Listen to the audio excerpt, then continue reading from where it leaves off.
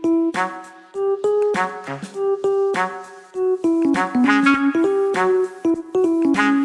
me dois un cri, tu te souviens?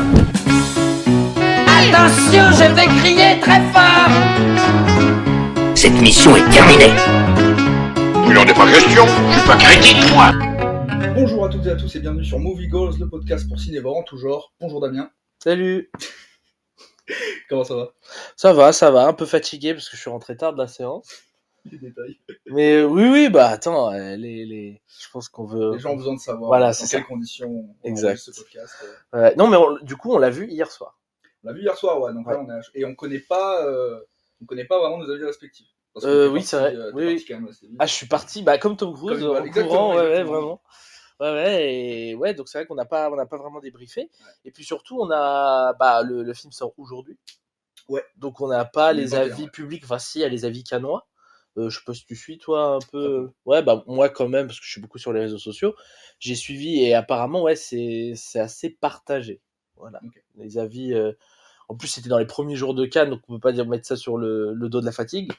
Donc voilà, donc on n'a pas encore, on sait pas encore comment le film va vivre, quoi, en fait. Et parce qu'aujourd'hui, c'est Mission Impossible, Final Reckoning. Voilà. De Donc, Christopher McQuarrie. tout à fait. Voilà. Dernier- Oui, c'est vrai qu'on l'a pas dit. Oui, c'est vrai. C'est pour ça que je le dis. Voilà, Oui, justement, oui. dernier opus censé être le dernier opus de la saga. Donc, Ouais. Censé. qui d'ailleurs, à la base, d'ailleurs, ça je l'avais revu parce que ça devait être le 7e opus divisé en deux parties qui devait s'appeler Dead Reckoning. Et en fait, il y a eu une modification en cours de production du deuxième. Donc le deuxième devait s'appeler Dead Reckoning Part 2. Ouais. Le premier Part 1. Et en fait, non, ils ont changé. Ils ont je crois que le Blu-ray est sorti du 7e. Sorti sous le nom de Dead Reckoning, et celui-là, donc ce sera The Final Reckoning. Il y a eu un changement de titre. Ouais, il y a eu un changement je de me titre. souviens plus Donc de c'est ça. plus l'opus 7 en deux parties, Ouais. c'est opus 7, et là on a vu l'opus Et le 7. 8, ouais. Ouais. D'accord, ok. Ils ont changé en cours de... Ok, parce que le 7 avait... Enfin, le 7 avait floppé, il me semble. Enfin, en tout cas, c'était pas les retours, enfin, je veux dire, c'était pas le... ce qu'avait attendu Tom Cruise en termes de... Ouais. Voilà, ok. tout ce que j'ai vu, c'est que le premier week-end, quand il est sorti en Corée du Sud, il avait fait 400 000. Celui-là ? Ouais. 400 000 Ouais, entrées, mais il me semble qu'ils sont allés en Corée exprès pour 200 faire la promo, tout en tout ça. cas, c'était 200 000 de plus que le film de Bong Joon-ho. Ouais, d'accord. Donc Mickey 17, donc ouais. c'était apparemment c'était le plus gros démarrage apparemment de l'année, parce que le film de Bong Joon-ho est sorti cette année, hein, c'est Oui, il est sorti, mais il y a un mois. c'est le plus gros démarrage là, pour l'instant. D'accord, ok, Donc, c'est intéressant. quand même assez balèze, quoi. Ouais, c'est vrai. Et voilà, quoi. Ok. Donc le film. Donc le film maintenant. Alors attends, déjà peut-être un peu peut-être contextualiser on va ce résumer qu'on le aime. film. Non, mais ce qu'on aime, est-ce que tu aimes Mission Impossible déjà, la franchise? Est-ce que tu aimes Tom Cruise, tout ouais, ça? moi j'aime bien Tom Cruise. Ouais. Bien Tom Cruise. Peut-être il m'intéresse moins aujourd'hui, je pense. Ouais. Mais j'aime bien Tom Cruise. Ouais, j'aime surtout les films qu'il a tournés dans les années 90 et 2000. Ouais. Aujourd'hui, voilà. Quand il tournait avec des réals et qu'il n'était pas dans son virage d'action. Quand c'était un acteur, on va dire, un peu plus hétéroclite. Ouais. Un acteur. Voilà, il se cantonne un petit peu au même type de film, j'ai l'impression, à des sagas, à des franchises. Il relance des choses. Surtout sa franchise Mission Impossible particulièrement. Quoi. Top Gun, il a relancé une Top Gun aussi, c'est vrai. Il y a pas longtemps. Jack Reacher aussi avec le même réalisateur. Qui est une autre saga aussi. Donc non, j'ai absolument rien contre Tom Cruise, il m'est même plutôt sympathique. Donc Mission Impossible, ouais, j'apprécie surtout le premier, le film de Brian De Palma. Bien sûr, ouais. De 96, et le 5e opus qui est mon préféré. Donc, voilà. Le 5e, c'est Rogue Nation, ok, d'accord. Moi, c'est pas qu'il m'intéresse pas aujourd'hui, Tom Cruise, c'est qu'il m'intéresse, on va dire, différemment. Bon, après, évidemment, je vais pas te mentir, évidemment que je préférais quand il travaillait avec de vrais réalisateurs, quoi, voilà. Et d'ailleurs, je trouve que malgré ça fait 15 ans qu'il fait des films d'action comme ça, qu'il s'est vraiment consacré à ça, je trouve que malgré cet arrêt-là, il a quand même une filmo, enfin, des noms qui domine un peu tous les acteurs hollywoodiens, quoi. Après voilà, maintenant c'est vrai que ça c'était avant. Mais déjà c'est vrai que il y a un truc qui est curieux, c'est qu'à un âge quand même avancé, genre peut-être vers sa cinquantaine, 45 ans, il décide de prendre ce virage de l'action, et honnêtement je trouve ça assez courageux de sa part, quoi. Et puis, Ouais, les acteurs, Liam Neeson, par exemple, c'est ce qu'il a fait aussi. Il est encore plus ouais, vieux, quoi. c'est vrai, ouais, d'une certaine façon, ouais. Mais, alors, il y a un truc qui différencie Tom Cruise de Liam Neeson et quoi, c'est qu'en fait, c'est les risques qu'il prend. Voilà, là, Les c'est. choix de. Bah, non, les risques physiques. C'est ça, en fait, qui font, voilà, qui vont faire le sel de la saga Mission Impossible et le sel du travail de Tom Cruise aujourd'hui, même sur d'autres films comme Top Gun, par exemple, c'est vraiment lui qui pilote, machin. C'est ça qui fait que moi, j'aime, en tout cas, Mission Impossible à la base, où vraiment, moi, j'y trouve toujours un intérêt, c'est que Tom Cruise, il a ce côté un peu, pour moi, ce qui fait l'intérêt comment dire, du cinéma d'action, c'est ce côté un peu circassien. C'est qu'en fait, quand tu vas au cirque, tu vois que les mecs là qui font les trapèzes, ils peuvent vraiment s'éclater. Bon, en vrai, la métaphore, elle est un peu bidon parce qu'il y a des filets en dessous, voilà.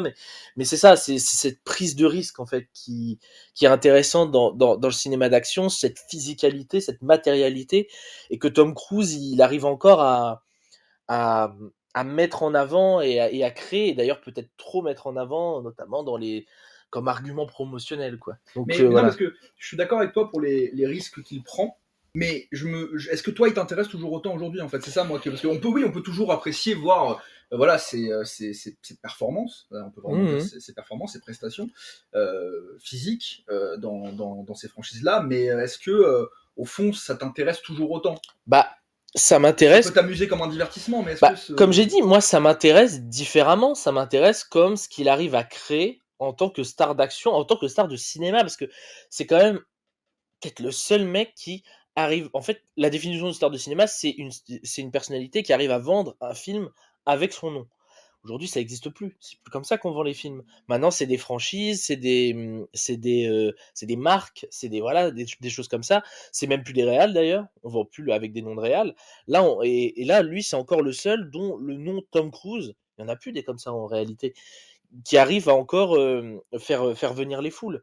Donc moi, vrai comédien, vrai acteur, bankable. voilà, c'est ça, c'est ça. Parce qu'avant, dans les années 80, voilà, on allait voir le dernier Stallone, le dernier machin, je dis avant comme si j'y étais, mais voilà, c'est ça en fait. On pourrait dire que c'est une dernière grande vedette hollywoodienne. Bah, c'est ça, voilà. Mais quoi qu'on pense de lui, c'est factuel ce que je dis en tout cas. C'est vraiment, il a encore un nom qui fait sens et qui vend des tickets. Donc, alors, oui, mais ça vend des tickets, mais si tu veux, est-ce que c'est encore aujourd'hui une garantie lui, c'est une valeur à part entière, mais est-ce que ça garantit la qualité de ses films? Et bah voilà, c'est ça. C'est que contrairement à, allez, il y en a un autre qui est un peu comme ça, qui peut encore vendre des tickets, c'est The Rock, sauf que lui, par contre, Je vais dire vendable. non, Van Damme, non, malheureusement non, mais voilà, j'aurais bien aimé. Non, The Rock, par contre, voilà, lui, par contre, enfin, en tout cas, jusque là, moi, ça a un peu périclité, mais ça, y a quoi. Non, par rapport à quoi? Par rapport à quand, je veux dire.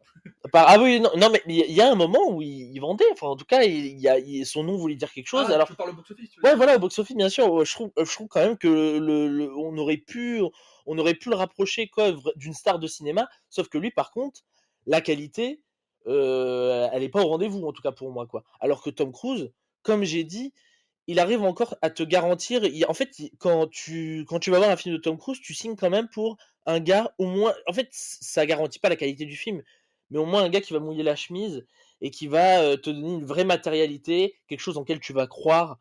Et moi, je trouve ça important après, parce qu'après, je veux dire, évidemment, c'est pas la garantie d'un film réussi, mais je trouve ça infiniment plus respectable, surtout dans quoi baigne Hollywood aujourd'hui, quoi, en fait. Moi, je vois des acteurs qui ont les capacités physiques pour faire des choses, mais qui sont noyés sous un tas de raccords CGI, etc., quoi. Là, il y a un gars qui va, parce qu'en fait, il a aussi un statut à part, c'est parce qu'il est producteur de ses films.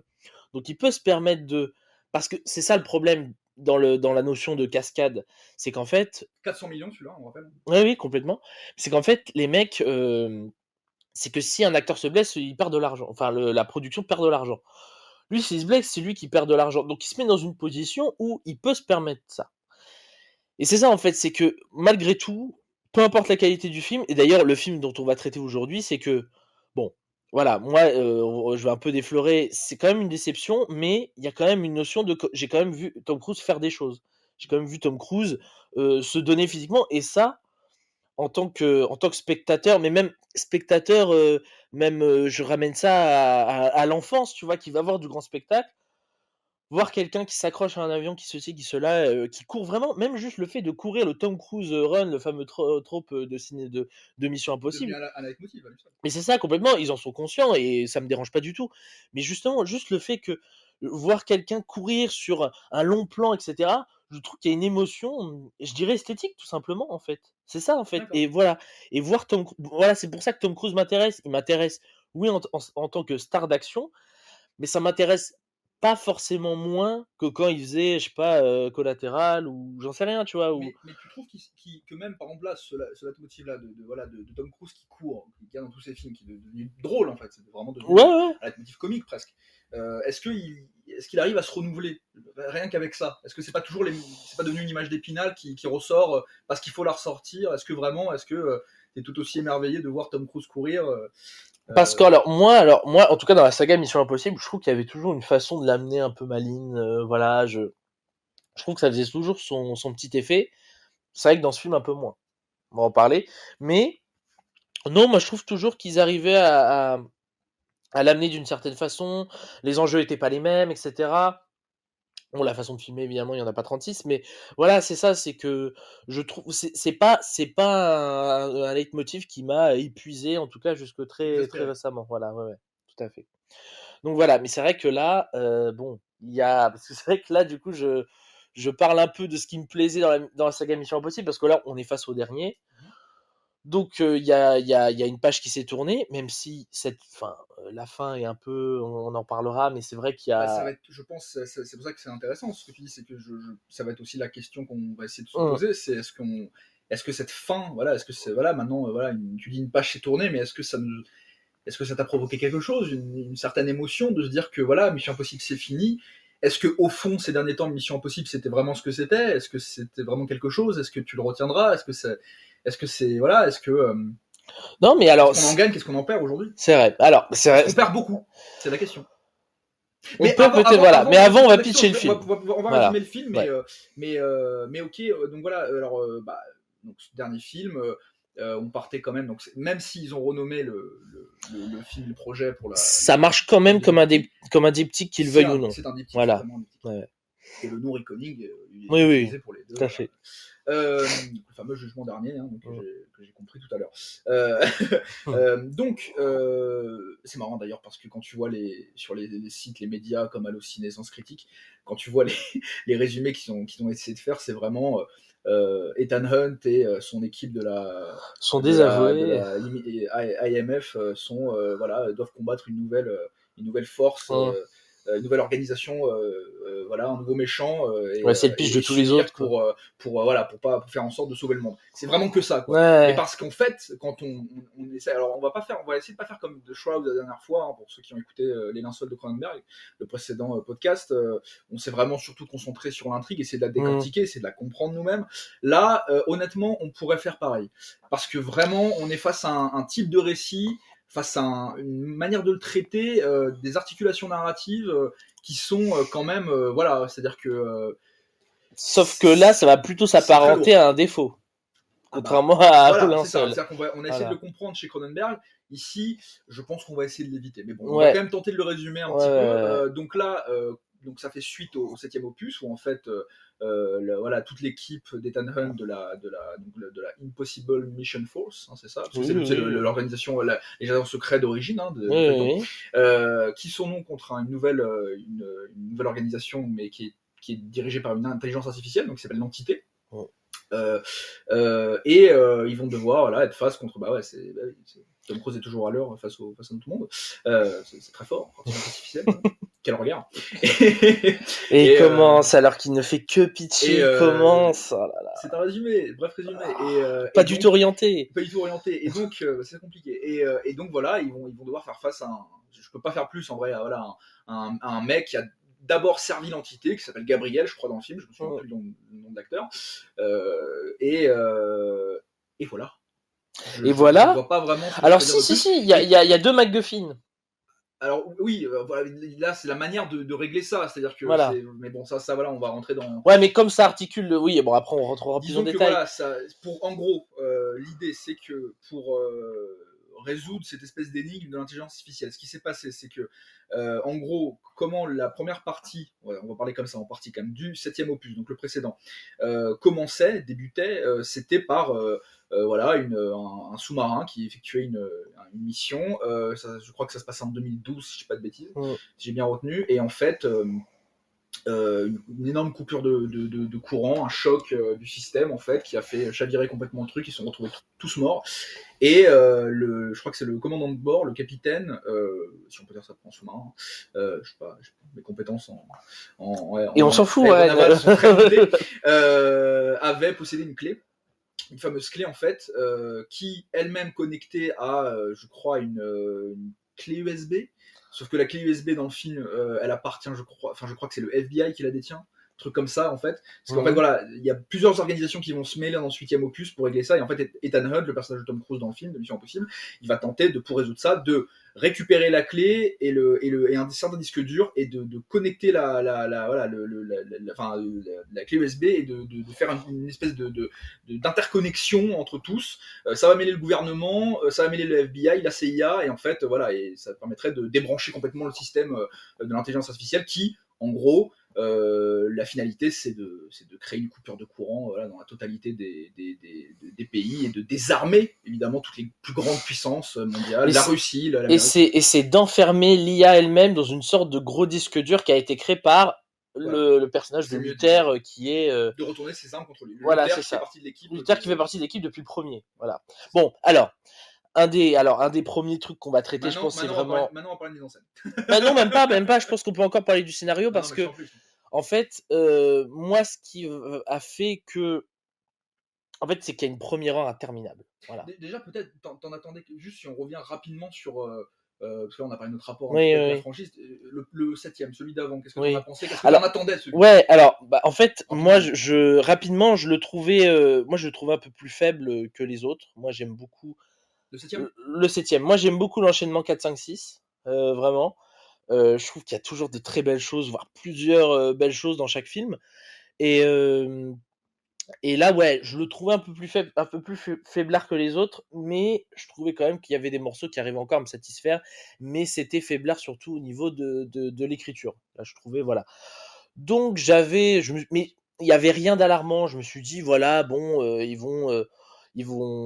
Je pense que McQuarrie est un bon metteur en scène, voilà, surtout dans Mission Impossible. Je trouve qu'il a fait quand même de belles choses. Donc, je me suis dit, bon, voilà, moi, ils ont quand même toujours mon impatience, quoi, en fait, tout simplement. Donc j'avais une certaine attente de ce 8e, surtout que le final, quoi. Donc ouais, j'étais hype, comme on dit.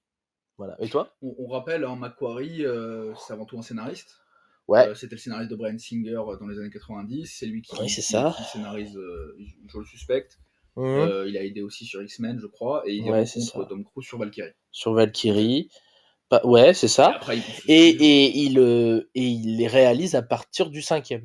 C'est ça. Voilà, c'est ça. Ouais, voilà. Donc il a réalisé ton voilà. Donc voilà. Donc Donc t'es pas totalement hermétique à ce que peut faire McQuarrie. Bah pas. Non. D'accord, ok. J'ai pas vu les Jack Reacher qu'il a réalisé avec Tom Cruise. Moi non plus. Pour le coup.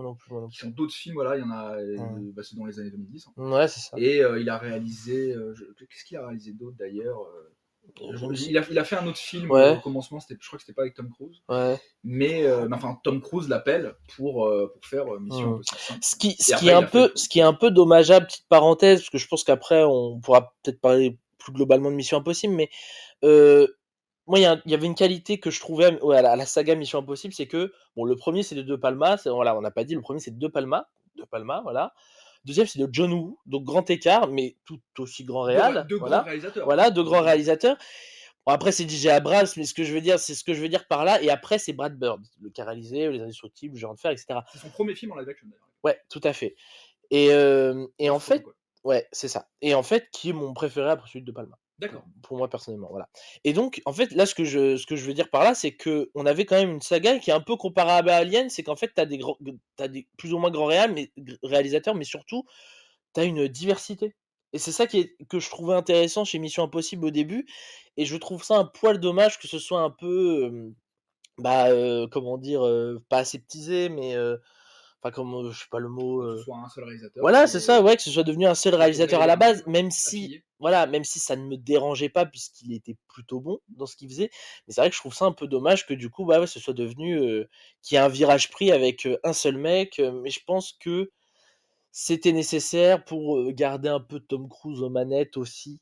Je pense, voilà, à la Écoute, c'est production. une collaboration, à mon Ouais, avis. mais que je déteste pas, que je rejette pas, en fait, Moi, je pour le pense qu'elle coup. a fait plus de mal que de bien à la saga. Possible, mais je pense que ça se ressent plus avec ce dernier que sur l'ensemble de la saga. Mais quand on y Je réfléchit, pense que dès le 6, ça se ressent. dès le 6, Dès ouais, le le 6, 6, moi, dès le 6, j'ai ouais, un problème. d'accord. Dès le 6, j'ai un problème. Ok. Le 6, c'est Fallout. Ouais, c'est ça. Oui. Ok, d'accord. Enfin, bref. Mais du coup, Donc, t'attendais quand même ce dernier. bah ouais, complètement. J'avais des attentes, quoi. Vraiment, c'est une des seules franchises qui arrive encore à susciter mon intérêt. Voilà, alors pas autant que je sais pas, c'est pas à la hauteur de Avatar, on va dire, quoi. Mais voilà, comme j'ai dit, moi j'aime le personnage de Tom Cruise, ce qu'il crée, donc oui, j'avais certaines attentes. Et, euh, et donc ouais, je pense que le premier truc dont on peut parler, c'est cette première heure qui est. Oui, moi, j'avais moins d'attente. Ouais, mais sinon, Oui, c'est vrai que je sais pas mais demandé. sinon, c'est bon. Ouais, Non, ouais. voilà, Mais oui, même toi, t'étais même pas sûr d'aller le voir. Ouais, non, Mm. c'est clair, ouais. Mais oui, moi, c'est vrai qu'à partir du 6, j'ai commencé à. Mon intérêt pour la saga a commencé à décliner. D'accord. Mais je t'en prie, recommence. Ouais, alors, sur cette première heure qui. Le film dure 2h45. 2h45. Donc, déjà, il y a un problème, parce qu'en fait, c'est ça. C'est que. Comme le précédent. Et pour moi, en fait, on voit que Mission Impossible, progressivement, a commencé à subir un peu les stigmates du milieu de blockbuster hollywoodien dans lequel il vit, voilà, de son industrie. A commencé déjà par les gros blockbusters à rallonge de plus de 2h30. Bon, c'était déjà le cas du précédent, et on pouvait déjà ressentir. J'ai regardé la durée de Fallout. Je crois. Ouais. Je t'écoute. En plus, je l'ai revu il y a 2-3 jours. Fallout. Bah, Mais il m'avait l'air, en termes de ressenti, c'était moins long, en tout D'accord. cas. Mais ouais, donc cette première heure interminable, Ouais, c'est 2 heures. qui est quand même très curieuse, c'est que à chaque fois qu'une scène se terminait, je me en fait, là, on peut très bien lancer le générique. Qu'est-ce qui justifie que on fasse introduction sur introduction? Parce qu'en fait, là, je me demandais, mais en fait, qu'est-ce qui justifie que là, le film ne commence pas là, maintenant, en fait? Il aurait pu commencer au moment où Ethan a les Alors, menottes, où il se rend. Il aurait pu commencer au moment où on délivre Pomme Clémentiev. Il aurait pu commencer. Qu'est-ce que tu veux dire? Peut-être expliquer qu'est-ce que tu veux dire par là. Voilà, parce que qu'est-ce que ça veut dire au bout d'un moment que le film commence? Est-ce qu'on a la sensation peut-être que le film introduit, expose, Bah, en fait, c'est que et qu'il moi. ne développe pas Bah, en beaucoup, fait, peut-être. c'est que McQuarrie, je l'ai toujours. Mission Impossible, dans son ADN, il y a toujours de l'exposition.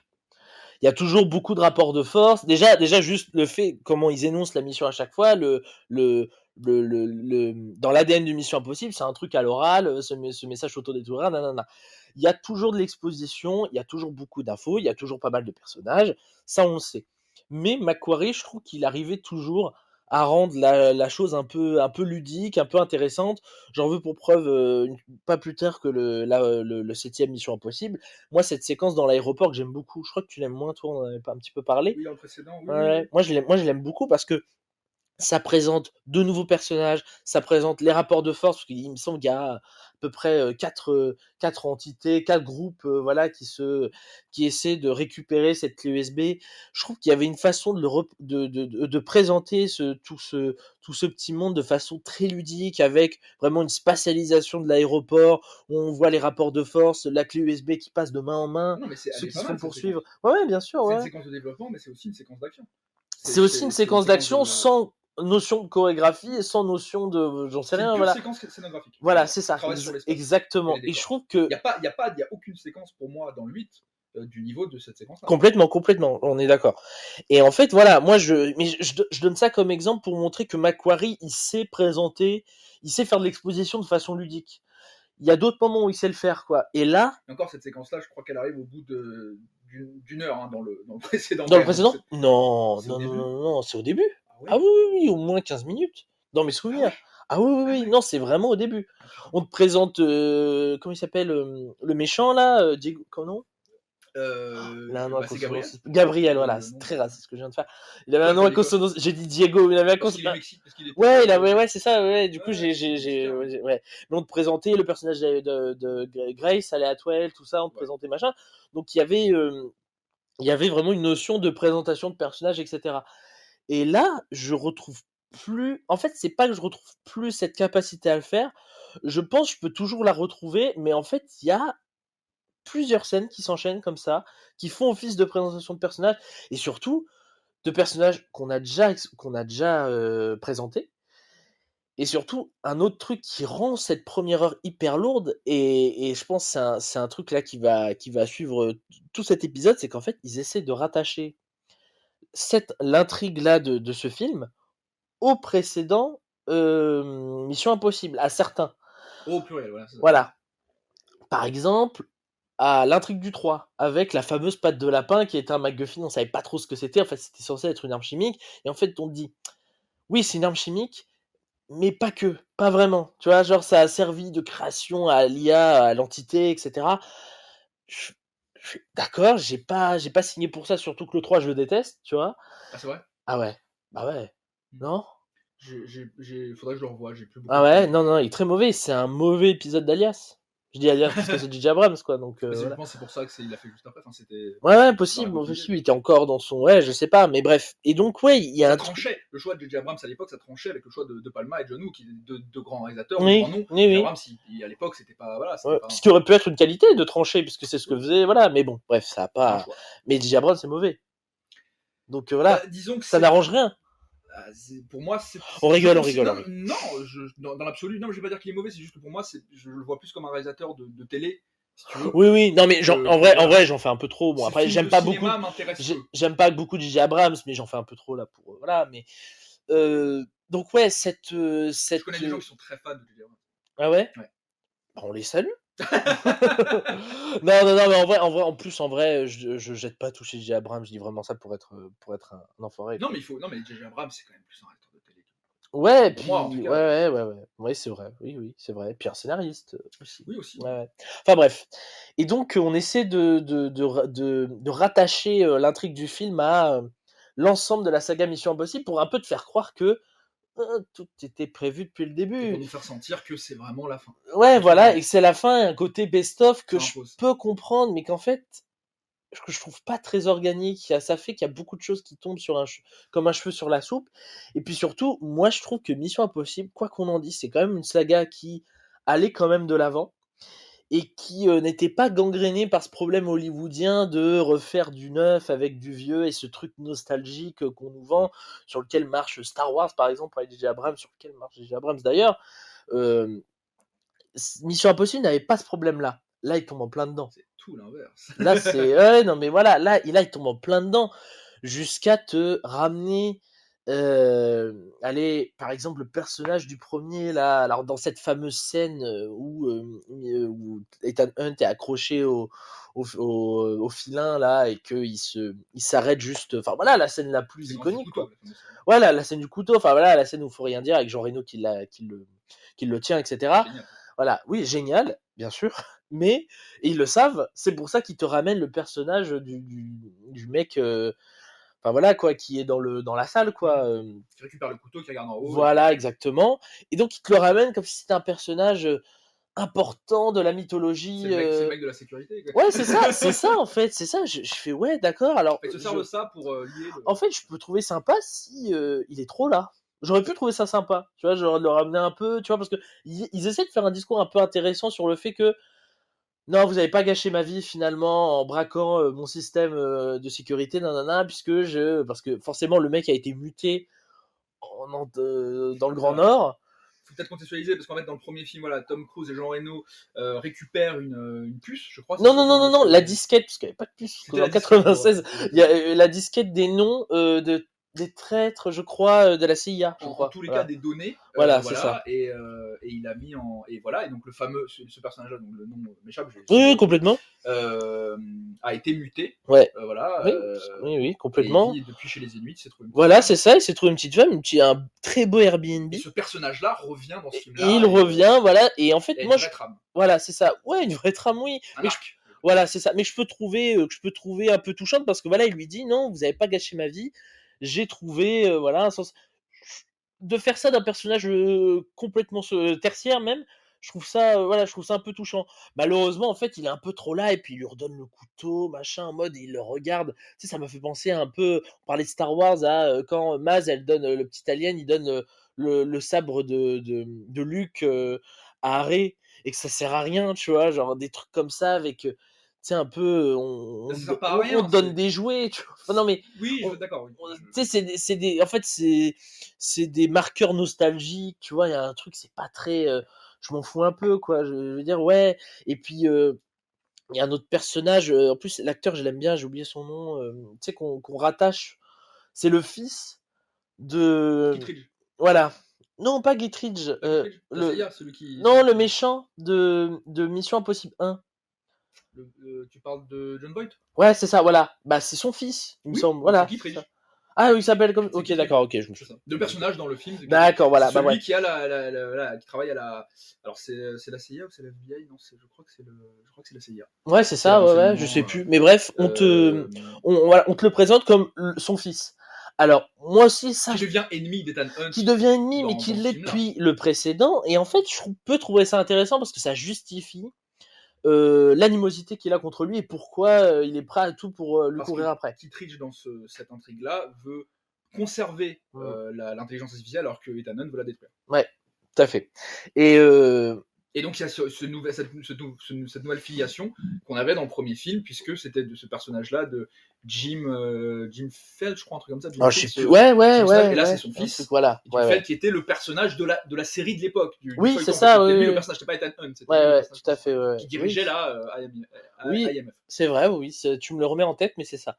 Et Donc il crée plein de connexions. Il ramène voilà. plein de Mais personnages. moi, je trouve pas ça très organique. Surtout que, par exemple, si ça avait, avec ce personnage-là de Fils 2, ça nous avait été présenté déjà dans le précédent. En fait, si c'était fait best-of et hommage à la saga, ça avait été amorcé dans le premier film du diptyque, parce que je le rappelle, c'est censé être un diptyque, et que là, tous ces côtés flashback, retour aux sources, ça intervient que maintenant. Je trouve pas ça très organique, et surtout, je trouve que ça alourdit énormément le récit parce qu'on a des flashbacks, parce qu'on a des rappels, parce qu'on a des trucs comme ça. Il y a littéralement un edit qu'on peut voir sur YouTube, quoi, avec toute la saga Mission Impossible, avec des raccords, des machins. Oui, alors ça, voilà. Oh, Je qu'est-ce que sais c'est quoi, que ce truc je vais enchaîner avec ça parce que moi, c'est donc c'est la toute première séquence du film. Hein, Ouais.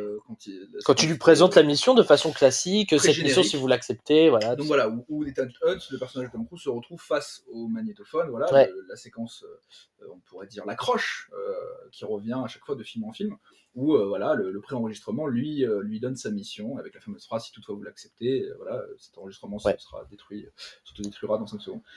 Et pendant cette séquence-là, en fait, donc avec Ethan Hunt, qui écoute très attentivement, on sent que déjà c'est réalisé, c'est éclairé, enfin le climat est plus pesant, on sent qu'il y a quand même. Et d'ailleurs, tout fait, enfin à ce niveau-là, on peut pas vraiment reprocher au film de pas nous faire de pas essayer de nous montrer que c'est vraiment la fin, quoi. Essayer vraiment de nous montrer que c'est la fin en faisant revenir tous ces personnages-là qu'on a cités précédemment.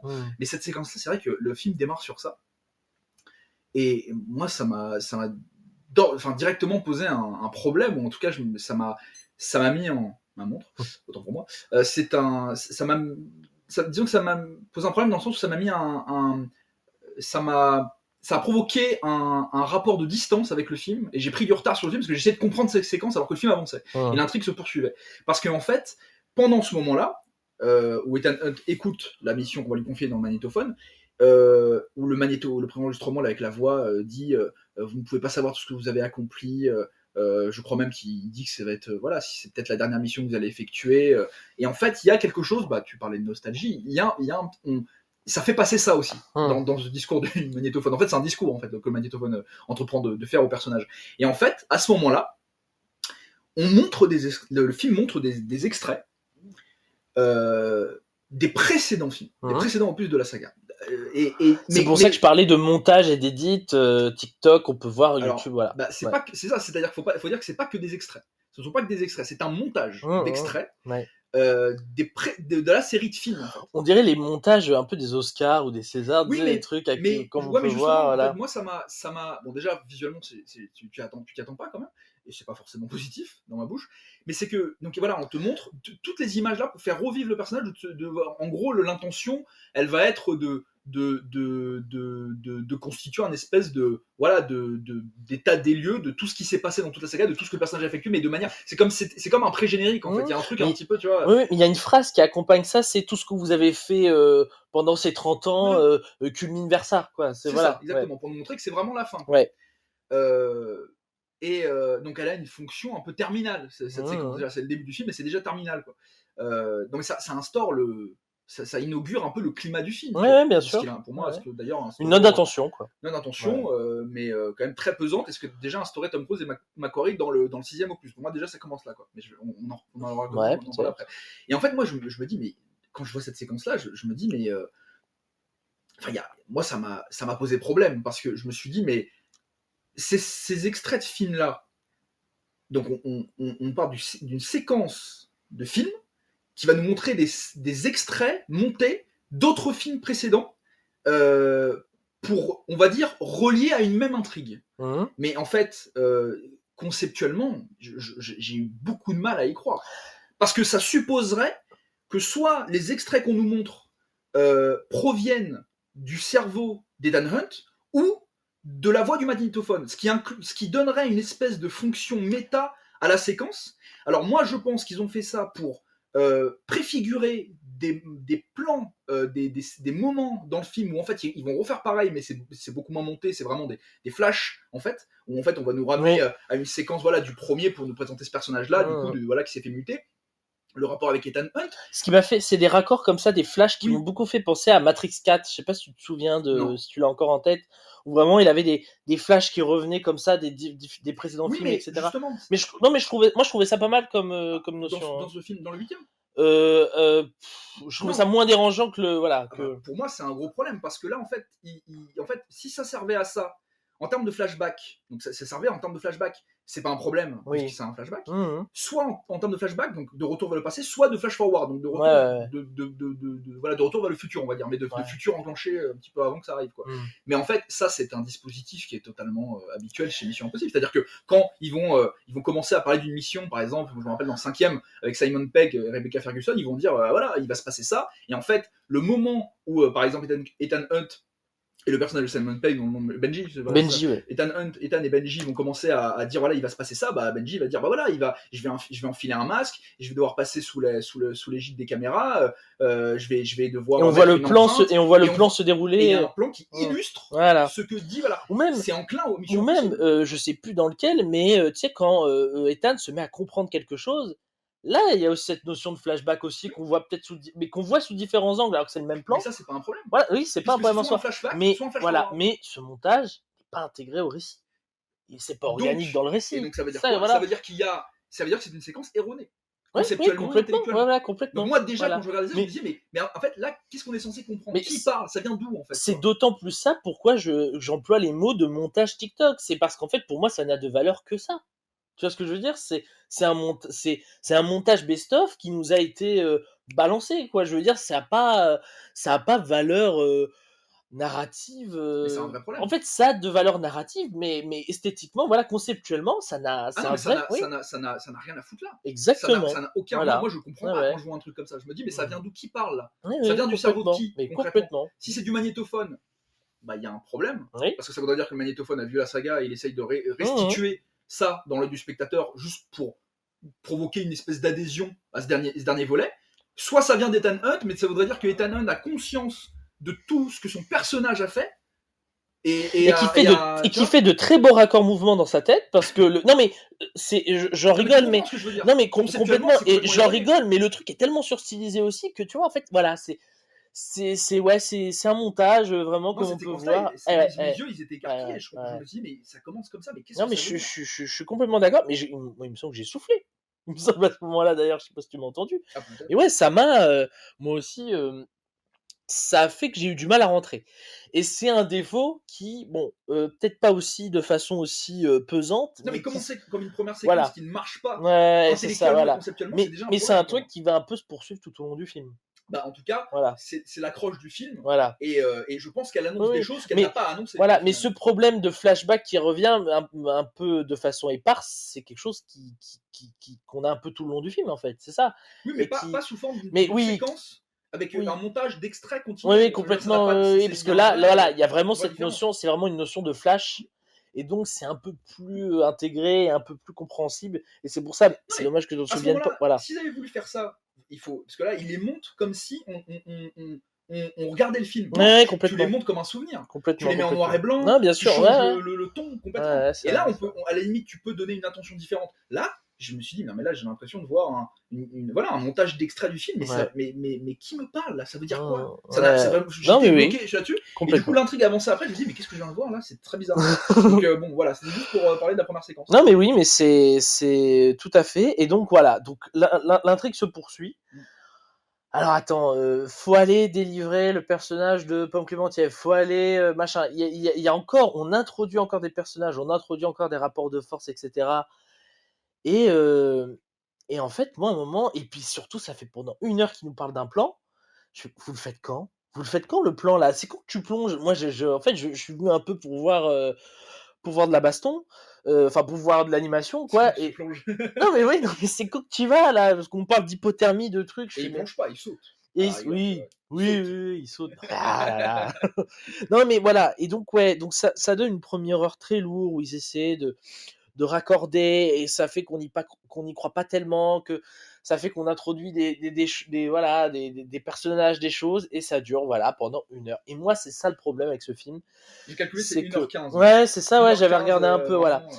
Et moi, c'est ça le problème avec ce film, c'est que moi, pendant toute cette heure, j'y croyais au film, que je croyais encore que le film avait les capacités de démarrer, de prendre son envol. Elle se réveillait. Mais voilà, j'y croyais encore. C'est ça, en fait, c'est que si je savais que le film avait pas les capacités de le faire, ben je me dis, bon, moi je vais m'emmerder pendant 2h45 et puis c'est tout.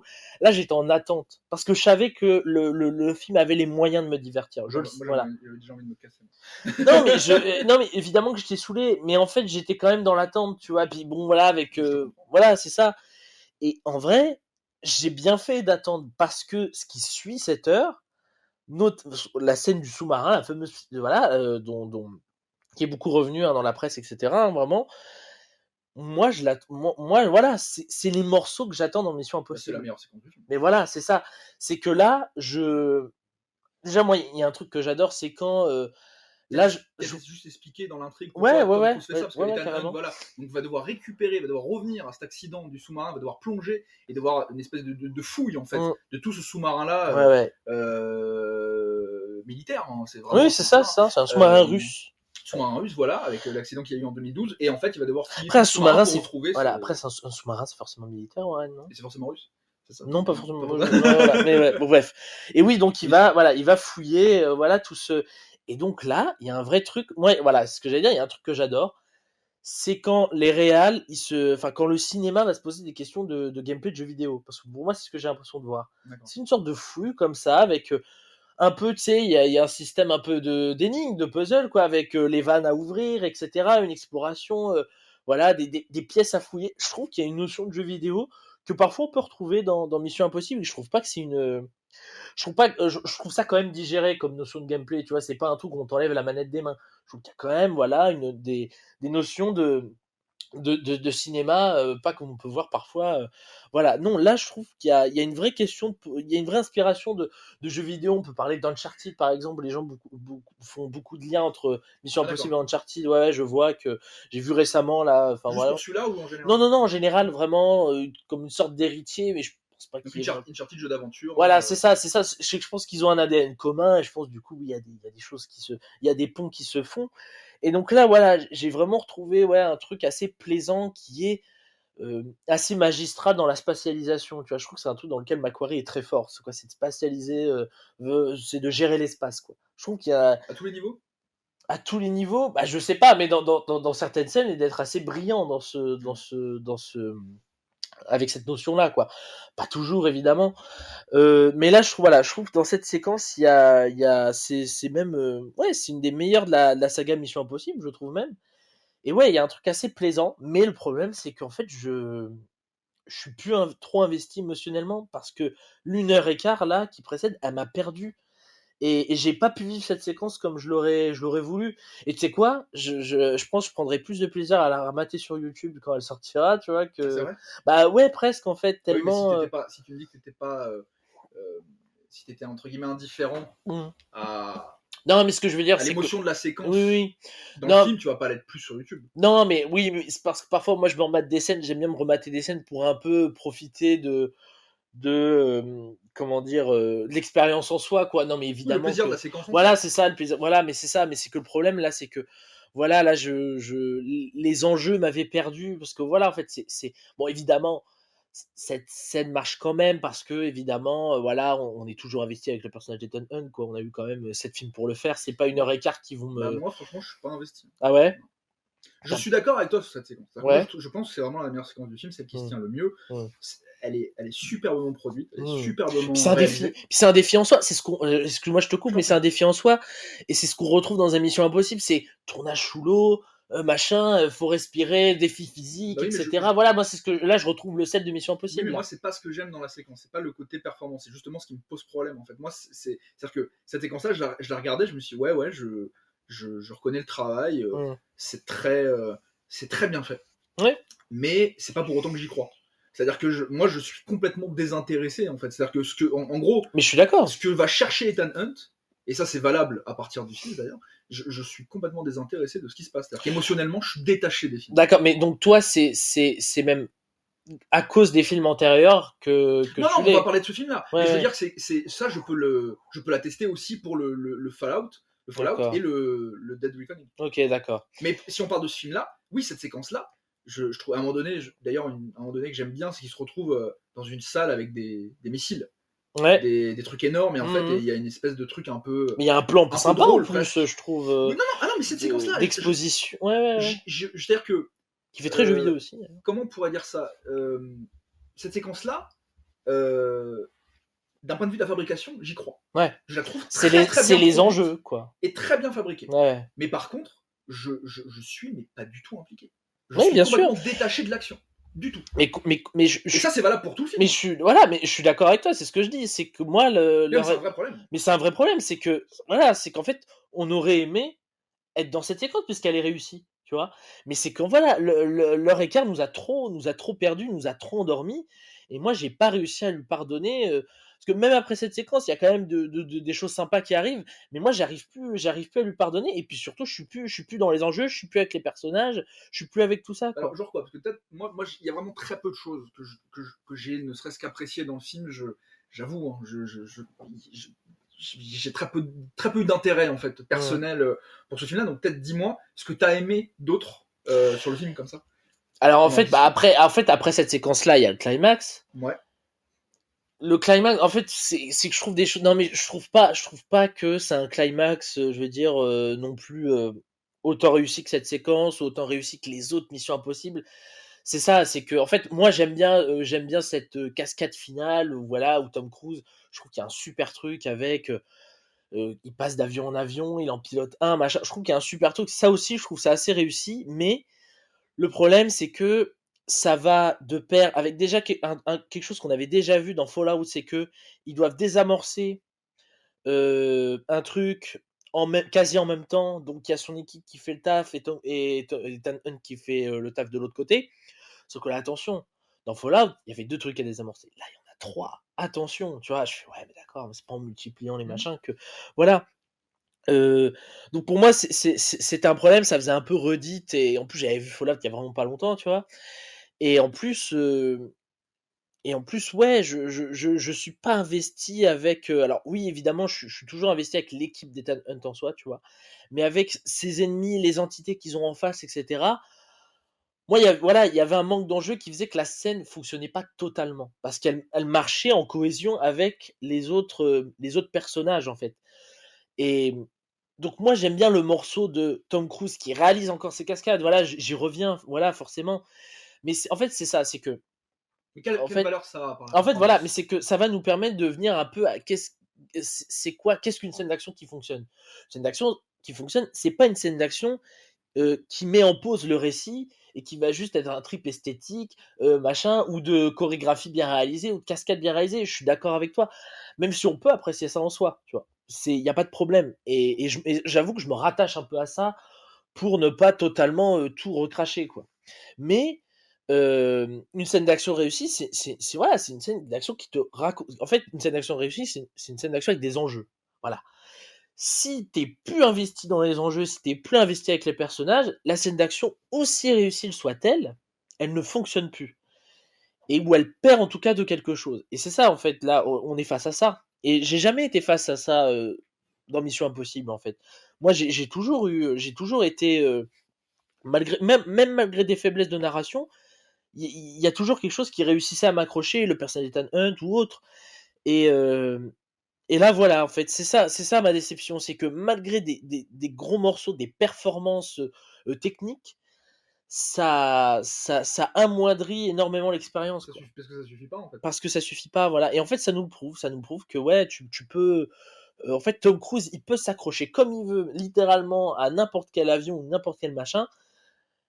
Et en fait, c'est un des trucs, je trouve, conceptuellement, qui est intéressant à mettre au regard du Hollywood actuel, c'est qu'en fait, ils conçoivent d'abord leur scène d'action, leur principe d'action, leur situationnel, leur chorégraphie.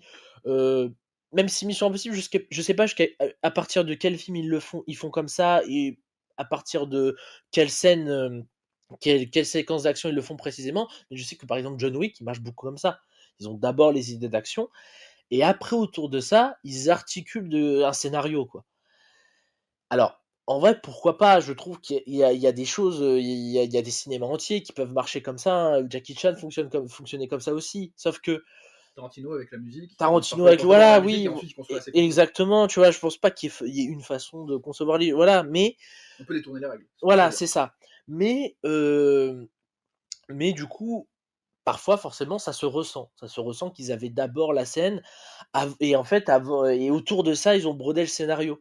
Et c'est un peu des choses que je peux reprocher à Mission Impossible dans son ensemble parfois, c'est que parfois, on met un peu en pause le récit et on voit Tom Cruise en train de réaliser un truc.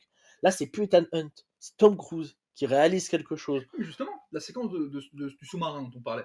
Pourquoi moi, par exemple, je me sens détaché en fait de ce qui se passe, de la narration concrètement. Et c'est Ah parce là, que tu vois une performance. entre mais je ne peux que y voir une performance très bien réalisée, très bien filmée, peut-être même très bien mieux captée que filmée. Et c'est justement peut-être ça le problème en fait, Ah c'est ouais. qu'on en arrive plus à des performances captées que par des séquences de cinéma en fait, ce qui n'était pas le cas en fait dans Ouais, les mais premiers films de Palma. je trouve que ça peut aller de pair avec une notion de cinéma En tout cas, physique, tu vois, genre. Non, mais il y a aussi une notion de captation, tu vois. Je pense que le cinéma, moi, ce que j'aime, c'est quand même le trucage, l'illusion. Tu vois. Bien sûr, bien sûr. Et en fait, on se rend compte que. Ouais, mais en captant de telles cascades et de telles performances, il y a aussi une notion de cinéma vérité avec la notion de truc. Tu vois, il y a un équilibre entre les deux, je trouve. Vérité, ouais, non, mais voilà, de performance, de naturel qu'on capte, tu vois, de captation du réel, tu vois. De captation du Voilà. réel. Disons que moi, en fait, pourquoi cette séquence de sous-marin, je suis un peu détaché, c'est que on va dire que la première fois qu'on voit le sous-marin, c'était il y a, je sais pas moi, si on prend les deux films, on les met, tu parlais de Deep Sea tout à l'heure, c'est un petit peu ça, c'était il y a 3 heures, quoi, 3h30, quoi. Donc il s'est passé, on va dire 3 heures entre les deux séquences. Donc moi, si tu veux, je suis complètement détaché parce qu'on n'y est pas revenu en fait. On a eu, allez, peut-être un plan ou deux en flashback pour nous dire voilà, Ethan Hunt va se. Et pourtant, on est revenu sur beaucoup de choses. Oui, c'est mais ça. pas sur cette séquence-là. Ouais, on nous l'avons au début d'un film. Ouais. Et au milieu, donc voilà. Je crois qu'ils reviennent dessus à la fin du précédent. C'est un début d'accroche. Ouais. C'est l'accroche d'un premier film. Le film, il dure 3 heures. Ouais. Et il y a un second film qui sort et le personnage va revenir à cette situation-là, on va faire accomplir cet écho à la séquence précédente au milieu du second film. Donc 3 heures après. Moi, si tu veux, cette séquence-là, c'est pas que je l'ai oubliée, mais c'est qu'en fait, l'enjeu, je n'y suis plus du tout en fait. Oui. Donc je reconnais totalement l'efficacité de fabrication, de confection, c'est-à-dire que à ce niveau-là, j'y crois. Mais alors, par contre, ce qu'il fait, la finalité, moi que Tom Cruise il meurt à ce moment-là, enfin, je veux dire, je suis complètement. À ce point-là? Très Ok. franchement.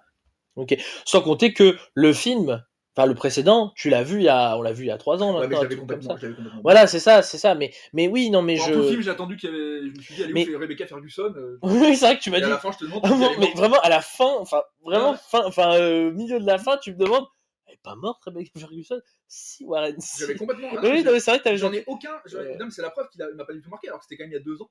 Donc Ouais. comment tu veux que je me souvienne En plus, que- c'était un personnage fort. Mais, Enfin, mais je vais te dire, vraiment. même si c'est pour ça que je dis ça, je me fais l'avocat du diable parce que je me dis que d'autres gens pourraient ne pas être d'accord avec moi, mais tu vois, même si tu remates le film la veille, reste que Oui, c'est pour ça que tu dis vraiment, ça remonte à 3h30. La différence si entre on, les voilà, deux, elle oui, est trop grande en fait. Oui, pour complètement. que je m'y réintéresse. Il aurait fallu travailler ça, vraiment, tu vois. Ouais, mais Vraiment. alors moi, je vais te dire un truc. Moi, enfin, j'y ai pas vraiment réfléchi, mais instinctivement, pour moi, le film commence directement dans la flotte, presque. Tu vois ce que je veux dire? Ou sur le porte-avions, ou Le sur 7ème, machin. le Oui, devant. celui qu'on a vu là. Ah, celui-là Bah ouais, puisque évidemment, les enjeux de ce sous-marin étaient déjà installés il y a plus d'un film. Donc moi, instinctivement, enfin, je suis en train de me faire la réflexion là. Le film aurait presque dû commencer à ce moment-là. Tu vois, genre sur le porte-avions, on va plonger là maintenant, tu Non, mais vois. il y a un énorme problème enfin, le film, il est à Oui. rallonge. Enfin, Ouais, on complètement. parlait de séquence d'exposition, on a l'impression de voir effectivement le film dure 2h45. La première heure 30, c'est que de l'exposition. Ouais, C'est pas possible. Ouais, Enfin, je veux ouais, dire, mais surtout que c'est un truc que, comme j'ai dit, c'est dans l'ADN de Mission Impossible d'exposer, tu vois. C'est pas un truc nouveau, mais là, c'est complètement loupé.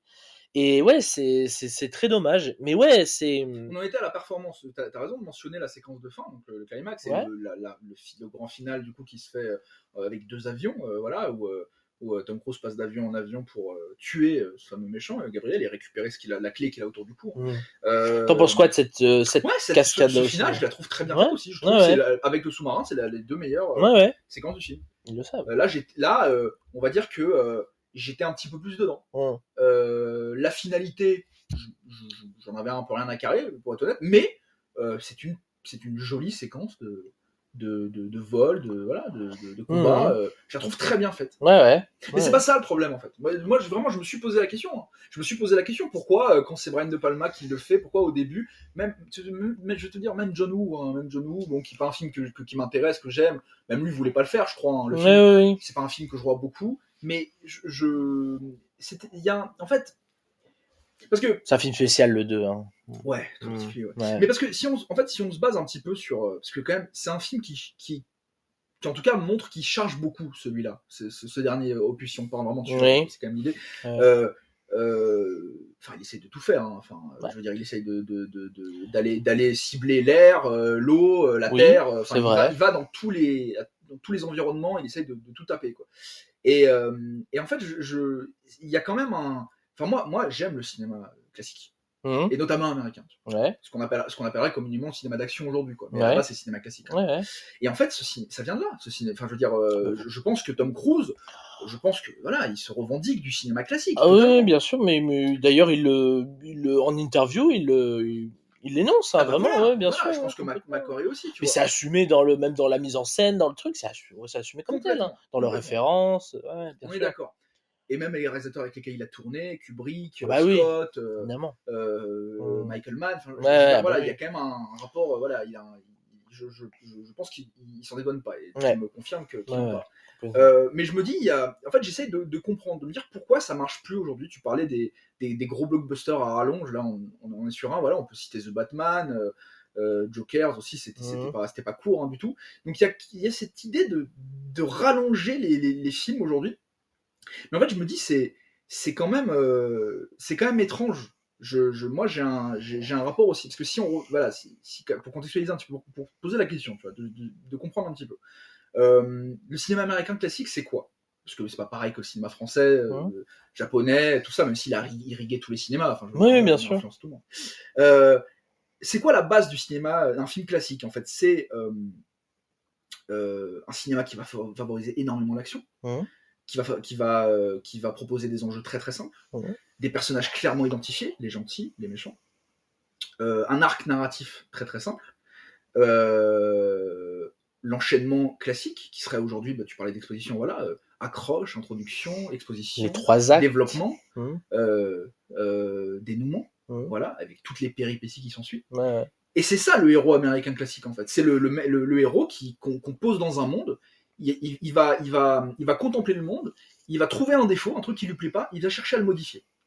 Et il va en essayant de le modifier, il va voilà, c'est-à-dire que après il faut lire Deleuze. Enfin, moi je renvoie vraiment les gens à Deleuze parce qu'on comprend très très bien la différence entre le cinéma classique et cinéma moderne, qui est un cinéma totalement différent, qui se base sur des lois et une conception du monde totalement différente. Mais là, voilà, c'est ça le héros, en fait. C'est-à-dire que sa conception du monde et sa force physique va lui permettre de se mouvoir dans l'espace, de partir d'une situation, de faire une action et de modifier la situation. Et d'action en situation, de situation en action, on va arriver à une situation finale pour régler le problème. Et à la fin du film classique, on a réglé le problème. Voilà, ça peut être n'importe quoi, on l'a réglé. Une mission, là en l'occurrence Mission Impossible, à la fin de la mission, on l'a réglé la mission. Ouais, c'est oui. fait. En général, le Ouais. héros va embrasser la nana, tout ça. Ouais. Indiana Jones, on peut citer plein d'exemples. Ouais, oui. Et en fait, j'ai l'impression que cette base-là, elle s'est distordue avec le temps, en fait. Ouais. À l'époque, des films-là, tu vois, quand on parle de cinéma américain, on en produisait à la chaîne, c'est des films d'1 heure, d'1 heure 30. Aujourd'hui, on en arrive avec des films comme ça, comme Mission Impossible, qui, je le rappelle, à la base, c'est un feuilleton, Mission Impossible. C'est quand même Oui. un feuilleton des années 60. Ouais, oui.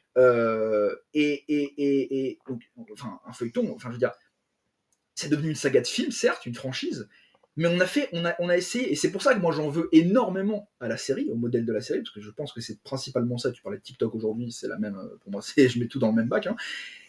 C'est la même idée, c'est qu'en fait on va rallonger tout, on va tout expédier, on va mettre des cliffhangers à la fin de tous les films.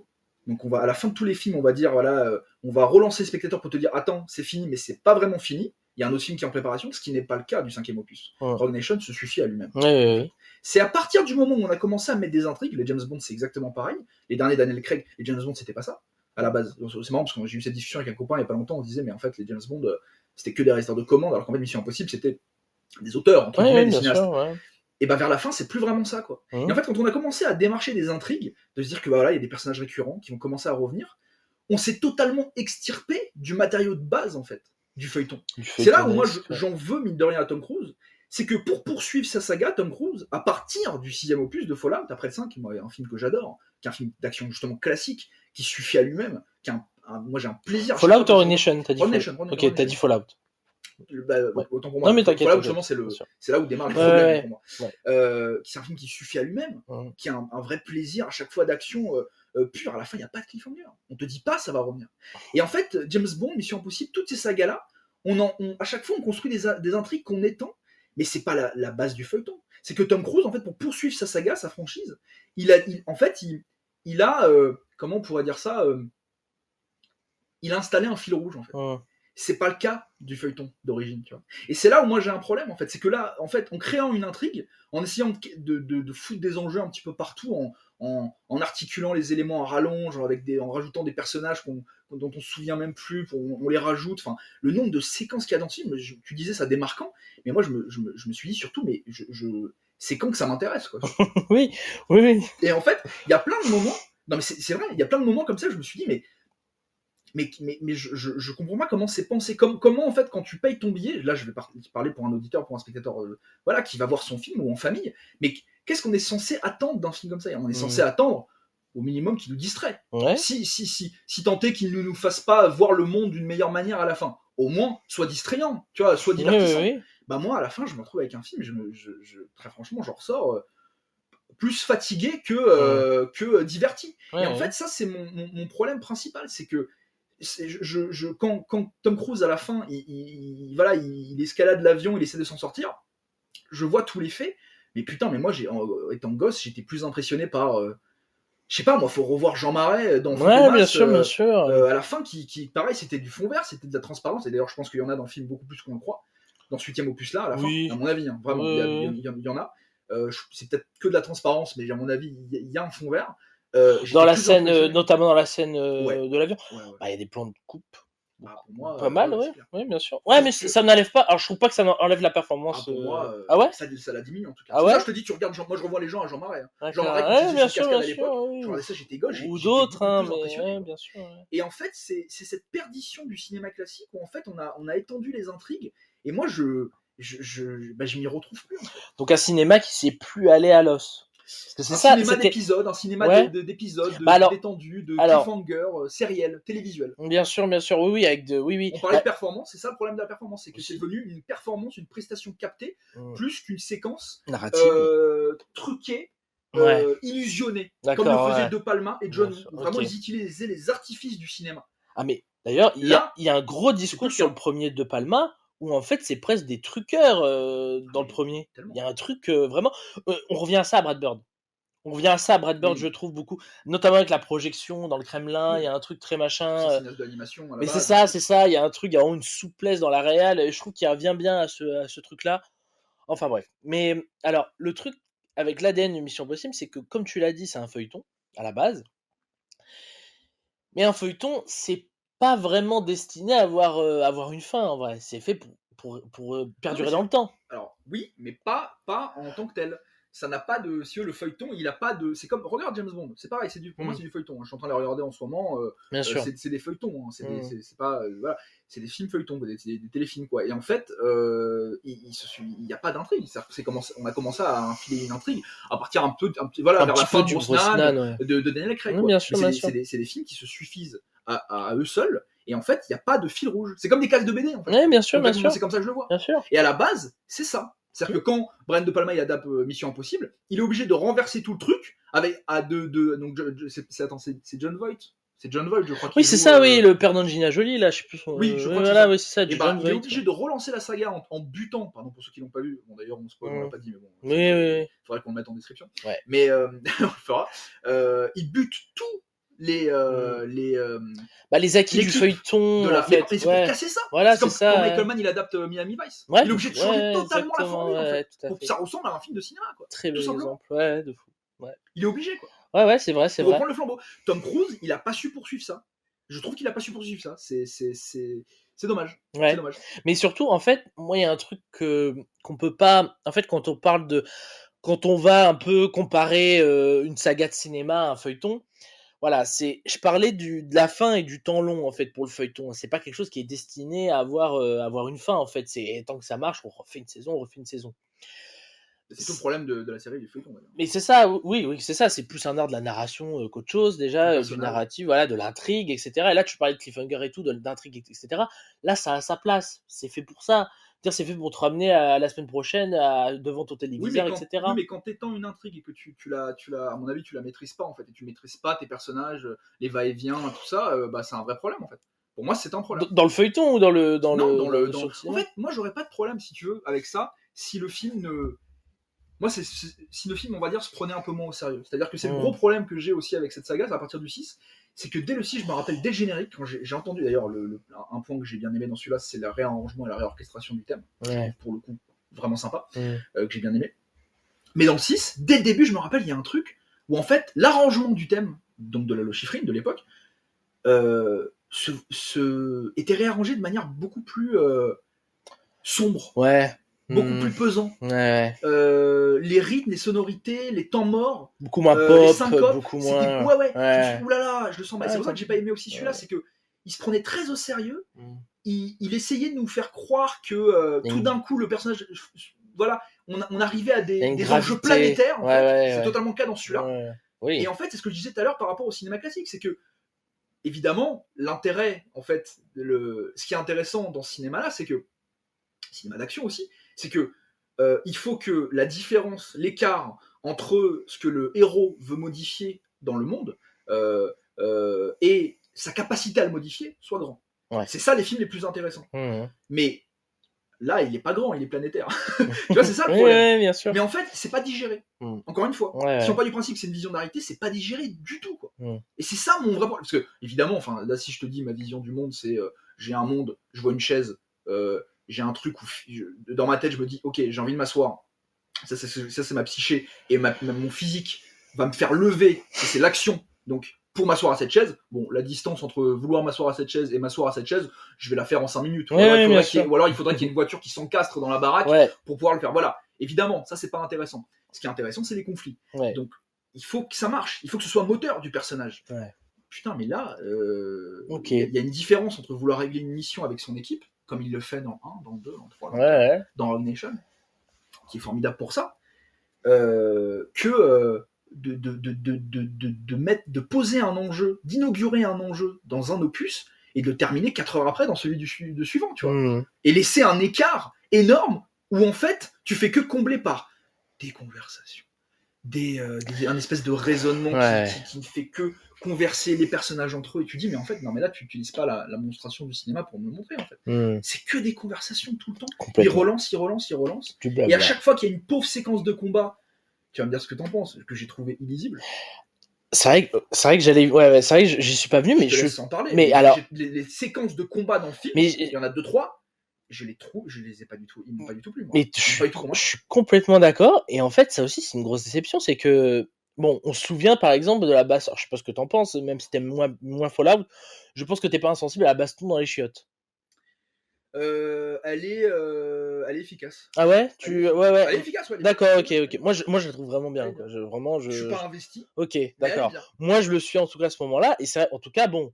La moustache d'Henri Cavill est investie. Exactement. Mais non, alors voilà, en tout cas, il y a une vraie qualité technique et de montage, etc. quoi dedans. Je fais merde, je retrouve plus ça. Tu vois. Moi, c'est un peu mon point de comparaison avec ce que Makure est capable de faire quand il réalise une séquence d'action. Et là, je fais mais pourquoi je perds même dans le précédent, même je trouve que c'est une séquence d'action qui a des défauts, mais à un moment ils se battent entre deux murets là dans un espace extrêmement restreint. Je trouve ça tout à fait respectable, tu vois, c'est pas de Soyark, tu vois, mais voilà. Voilà, c'est ça, tu vois, je la trouve. Le nombre de séquences, de plans qu'il reprend de films contemporains, il y a un moment donné, il fait tu sais, il y a un montage alterné entre le gouvernement, la présidente et Ethan Hunt, Ouais. et il fait monter un arrivé d'eau, en fait, tu vois, où l'eau monte et ça divise l'image, en fait. Oui, c'est un oui, plan oui. parasite, tu vois. Ouais. Tu vois. Il reprend même du Rajamouli, enfin, quand il Ouais, monte, ouais, bien sûr. quand on croit qu'il va mourir, en fait, sous la banquise, et en fait, il fait un espèce de plan circulaire. D'un- Enfin, le d'un nombre de vers- plans oui. qu'il reprend comme ça, mais je pense que ça marche pas, ces séquences d'action-là, parce qu'en fait, il est sous l'égide. En haut, il a Tom Cruise. Et il sait qu'il y a la performance de Tom Cruise, en fait, à mettre en avant. Bah ouais, mais elle est pas. C'est ça le ouais, problème, mais en elle fait. est pas tant mise en avant que ça. Justement, je Dans la le trouve. cinquième, non. Pourquoi Beaucoup moins. Ouais, Parce qu'elle voilà. arrivait, tu vois. Ouais, d'accord. Mais C'est ça, la différence. ouais, mais pourquoi moi je trouve ça moins lisible que même quand Tom Cruise avait les manettes, etc. Ou même, je trouve qu'il y a une façon dans la vitesse du personnage. Je sais pas, ça a dû être fait en post-prod, mais je trouve qu'il y a une façon d'aborder la vitesse des personnages qui est complètement différente et qui jure un peu avec la notion de mouvement, etc. Je veux dire, je sais pas, t'es pas obligé d'en faire trop sur les mouvements de Pomme Clémentieff, tu vois, genre qui gère super bien, ou même Tom Cruise lui-même d'ailleurs. Je trouve que Pomme Clémentieff, qui d'ailleurs, je t'ai fait la réflexion pendant le film, ouais, c'est Drax. ouais, Ses interventions dans le film, c'est encore Drax, encore Drax, c'est vraiment marrant Le premier Garde degré. Galaxy, voilà. Et bon, mais encore Drax, c'est vraiment drôle premier degré, et puis il y a un truc, enfin voilà, enfin bref.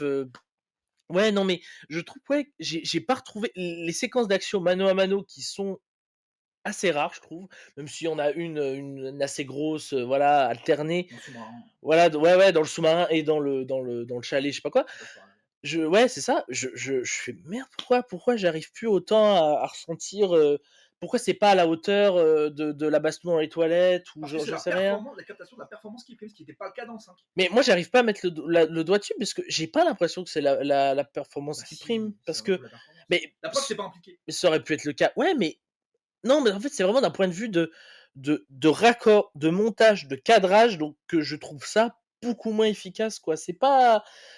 Parce que ça pèse, à mon avis, sur ses épaules. Et c'est pour ça qu'il y a Peut-être. très peu de séquences qui réussissent dans le film. Ouais, Très peu de peut-être. séquences parce qu'en plus, c'est tous des sadistes, enfin, les personnages. Alors, il y a peut-être un truc, c'est que. Et moi, je trouve que c'est un acte manqué un peu du film, c'est que tu parlais de l'aspect feuilletonesque. Donc, du coup, Ethan Hunt, c'est pas quelqu'un. En fait, on peut recommencer à tirer l'arigot. En fait, justement, en fait, c'est ça, c'est que cette notion de fil rouge, en vrai, comme tu l'as dit, c'est un mal pour un bien. C'est pas plutôt un mal. que je reproche, Ouais, bien oui, d'accord, bien c'est sûr, pas bien ça, sûr, bien c'est sûr. Évidemment que tu t'adaptes. Voilà, mais en fait, on a un film. Tom Cruise, comme il est censé recommencer à chaque épisode, c'est pas un personnage qui a de l'âge. c'est un truc un peu qui me dérange un peu. Ça, c'est un acte manqué du film. C'est que moi, c'est un truc que j'aimais bien dans le dernier Indiana Jones, par exemple, qui est loin d'être un film parfait, mais c'est un truc qui me fait aimer le film et qui me fait me le rattraper. C'est qu'on parle de l'âge d'Indiana Jones. On prend en compte l'âge d'Harrison Ford et d'Indiana Jones, et surtout par des notions, enfin je veux dire des techniques de cinéma, la doublure cascade, des masques, du numérique. Je crois au fait qu'Harrison Ford fasse un max de choses. Mais après, il y a les trucages qui vont prendre en charge le reste. Mais je vois un Harrison Ford C'est la mise en scène. voilà, tout simplement. Je vois un Harrison Ford de 80 ans, évidemment, moins, voilà, il fait pas autant de choses que Tom Cruise, mais de 80 ans, hyper investi physiquement. Et je fais ouais, voilà quoi. Mais voilà, là, on parle de l'âge du personnage. Là, je vois pas ça. Et pour un final, ça me dérange un peu. Ça me dérange un peu, surtout qu'en plus, il n'y a pas de véritable de fin à ce film. En vrai. De fin de saga. Parce qu'on a battu là en entité, nanana. Mais on Rien arrive. nous dit qu'on pourrait pas avoir un autre. Mais c'est ça, je fais merde, c'est encore cette gangrène hollywoodienne qui ne sait pas finir leur franchise. Je fais zut quoi. Pour moi, Mission Impossible, ils ont réussi à échapper à plein de problèmes du système hollywoodien. Quoi qu'on pense des films, je trouve qu'ils étaient préservés de certaines choses. Là, pas du tout. Cette fin, ils ont ce trope de se retrouver à la fin dans des lieux publics, Mission Impossible. Je sais pas pourquoi. Enfin voilà, ils ont peut-être voilà, et puis faire communion avec les gens qu'ils ont sauvés, j'en sais rien, un truc comme ça. Bon voilà, c'était peut-être dans la série, j'en sais rien d'ailleurs, mais bref. Ouais, j'ai pas vu un seul épisode. Ouais, enfin bref, c'est un truc. Enfin, les finales, c'était voilà. ça. Et donc là, je me dis, vas-y, c'est quoi la fin pour Ethan Hunt? C'est quoi, quand il a battu son dernier ennemi, machin, c'est quoi? Est-ce qu'il retourne avec sa femme? Est-ce qu'il va aller avec Grace là, avec Ayla Atwell? Non, en fait, on les voit se regarder avec une fierté. On a sauvé le monde quand même, encore une fois quoi. Et puis on les voit partir dans la foule.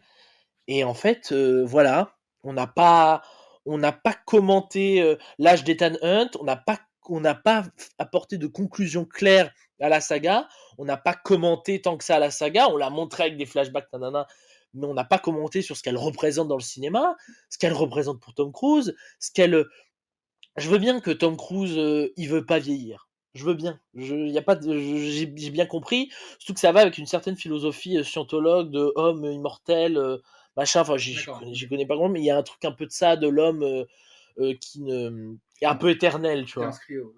Non, pas du tout. Non, je sais. Dans Paris, il y a une librairie scientologue avec. Ouais, parce que c'est basé sur des livres de science-fiction, la scientologie. Je sais pas si tu sais. Ah d'accord. Ouais, c'est basé sur des livres de science-fiction. Leur Bible, c'est des livres de science-fiction. J'ai plus l'auteur en tête, mais il y a une librairie, voilà, scientologue. Voilà, bon, bref, évidemment, ça fait titre. On donnera l'adresse. Ouais, on donnera l'adresse. Non, mais voilà. Et en fait, donc, je vois la philosophie de Tom. C'est intéressant, du coup, de se pencher sur la scientologie, parce que moi, ça m'a donné une lecture, tu vois. Vraiment, ça va avec ce côté homme éternel qui veut perdurer. Oui, non. C'est l'ego. Là, pour le coup, c'est l'ego de Tom Cruise. Mais c'est l'ego, évidemment, tu vois, c'est ça. Oui, mais là, ça entache assez. Ça entache de fou. C'est ce que je disais sur l'adaptation et la façon dont Tom Cruise a poursuivi le feuilleton. Mais tout à fait. C'est qu'à partir du moment où tu as la bouche plus gros que le ventre, que tu commences à ne plus vouloir simplement faire du cinéma d'espionnage et entre guillemets à faire ce qu'on appelle communément aujourd'hui du film fun, en fait. Ce que j'aime évidemment. Oui, en fait, ce qu'on va pas regarder de haut, tu vois, parce qu'on pourrait croire ça, machin, mais non, pas du tout. Totalement noble. Voilà, on est complètement. Voilà. Nous, on vient de là dans notre cinéma, je veux dire, voilà, c'est complètement. Mais quand t'as la bouche plus gros que le ventre et que tu commences à te dire que en fait, non, moi je peux régler des problèmes planétaires et que voilà, pour le final on va faire ça. Il y a un moment donné, voilà, forcément, c'est inévitable qu'au bout d'un moment t'étires, tu relances une intrigue de Fallout parce que les personnages reviennent à partir de Fallout jusqu'à The Final Reckoning, et qu'à la fin t'es obligé de trouver une fin, ta fin elle a aucune ampleur, et tu te dis il y a aucune raison pour que tu repartes pas après. Si encore tu tues ton personnage, mais là tu tues pas, donc à partir de là tu peux reprendre. Mais ça n'a aucune conséquence en fait. Oui, complètement. Tu voulais que ton enjeu soit tellement puissant pour élever le grand final de ta saga, mais au final à la fin ça fait plouf. Ouais, complètement. À partir du moment où t'es pas impliqué. Moi tu peux me faire les plus grandes cascades du monde, les plus grands sauts, si c'est pas mis en scène, s'il y a pas un souffle, si c'est pas porté par de l'enjeu, par une thématique, par une émotion. C'est pour ça que moi il y a un moment où je trouvais que Macquarie, il utilisait bien sa mise en scène. C'était en fait, parce que voilà, à un moment donné où Luther, donc celui qui crée la, Ouais, le truc qui va enfermer l'IA à voilà, une sorte c'est de ça, gros disque dur. et tout, Ouais, voilà. ouais. Ce personnage meurt dans le film. Ouais. Gabriel Enfin. l'enferme, d'ailleurs très sadique en plus, il y a que des sadiques en plus. Bah, tu vois, ça, la mort de Luther. Bon, en vérité, Luther, il m'énervait un peu ce personnage depuis longtemps. Je voyais qu'il savait pas quoi en foutre, je trouvais. Là, je trouvais qu'il y avait quelque chose de. Oui, mais pourquoi? Voilà, quoi. Justement, Ouais, c'est intéressant. de conclusif. Je suis d'accord. Alors, moi, en fait, je trouve que. Parce qu'en fait, voilà, c'est ça, c'est qu'on se dit, il va y avoir deux types de personnes. Ceux qui ont une attache au personnage, ce qui n'est pas mon cas. J'ai rien contre le personnage. C'est Vingrams. Voilà, ouais. Merci. J'ai pas d'attache particulière à cet acteur ni à ce personnage-là, mais je l'avais en tête. Mais c'est Marcellus Wallace de Pulp Fiction. Oui. Oui, oui, tout à fait. Voilà. Je dis pas que ça justifie une attache particulière. Non, pas du tout. Je veux juste m'en rappeler, voilà, c'est tout. C'est une référence complètement. Ouais. Et Undisputed avec Wesley Snipes. On notera, Damien, on notera. Ouais. Non, mais ce personnage-là, moi qui n'ai pas d'affect particulier. Ouais. Ça marche quand même. Alors, mais pourquoi et même pour ceux qui n'auraient pas d'affect, je pense que ça marche quand même. Pourquoi? C'est parce qu'à ce moment-là, il utilise une mise en scène qui, de gros plans, où en fait, qui se repose uniquement sur ses acteurs. Et c'est très bien, en fait. C'est ce qu'il faut. Parce que là, en fait, ils assurent. Et tu sens le lien montré à l'image entre les deux. C'est eux qui te la vendent. Ouais, et en fait, c'est uniquement par le gros plan. Et là, pour le coup, même si j'avais pas d'attache au personnage, j'étais dedans. Là, c'était une séquence qui était très bien. Et puis ça, moi, cette séquence, elle a un peu failli me faire tomber de ma chaise, parce que je fais, putain, c'est vrai que Tom Cruise, il s'est joué.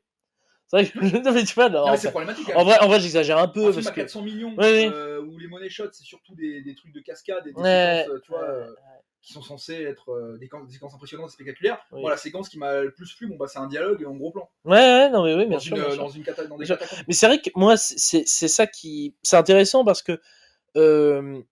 Malgré le fait que tu sois pas spécialement investi avec ce personnage-là de Luther, etc., pour moi, si c'est investi, ça marche encore mieux. Oui, voilà, c'est ça. Mais pour moi, une scène bien mise en scène, elle te fera. Si elle est vraiment. Si elle utilise bien le langage du cinéma, même si les enjeux, tu les as pas forcément, parce que t'as pas le souvenir de je sais pas quoi, de trucs, ça, c'est censé marcher. C'est ça, en fait. Pour moi, ça prouve. Il y a des films qui filment contre leur scénario, ça peut arriver. Là, c'est pas le cas, mais pour cette séquence-là, il a réussi au moins un ou deux trucs. C'est pour ça, mais c'est tellement. C'est faible. Oui, c'est une miette. Mais c'est dommage parce que, oui, c'est vrai que la mort de Luther, c'est le seul truc que je trouve salutaire. T'as compris? Écoute, t'as compris? J'ai bien compris. Ouais. Non, mais voilà, c'est le truc que je trouve conclusif et logique et un peu, voilà. Ce qui me dérange, c'est qu'on adore le cinéma classique, tu vois. C'est-à-dire que tout ce que le film, les influences du film, les influences de sous-marins, de séquences de films de sous-marins, de films de vol, enfin d'aviation, enfin tout ce qu'il a récupéré, tout, tu vois, tous les grands. Qui fait penser à Porco Rosso dans l'avion. Mais je pense que c'est une vraie. Potentiellement, ouais.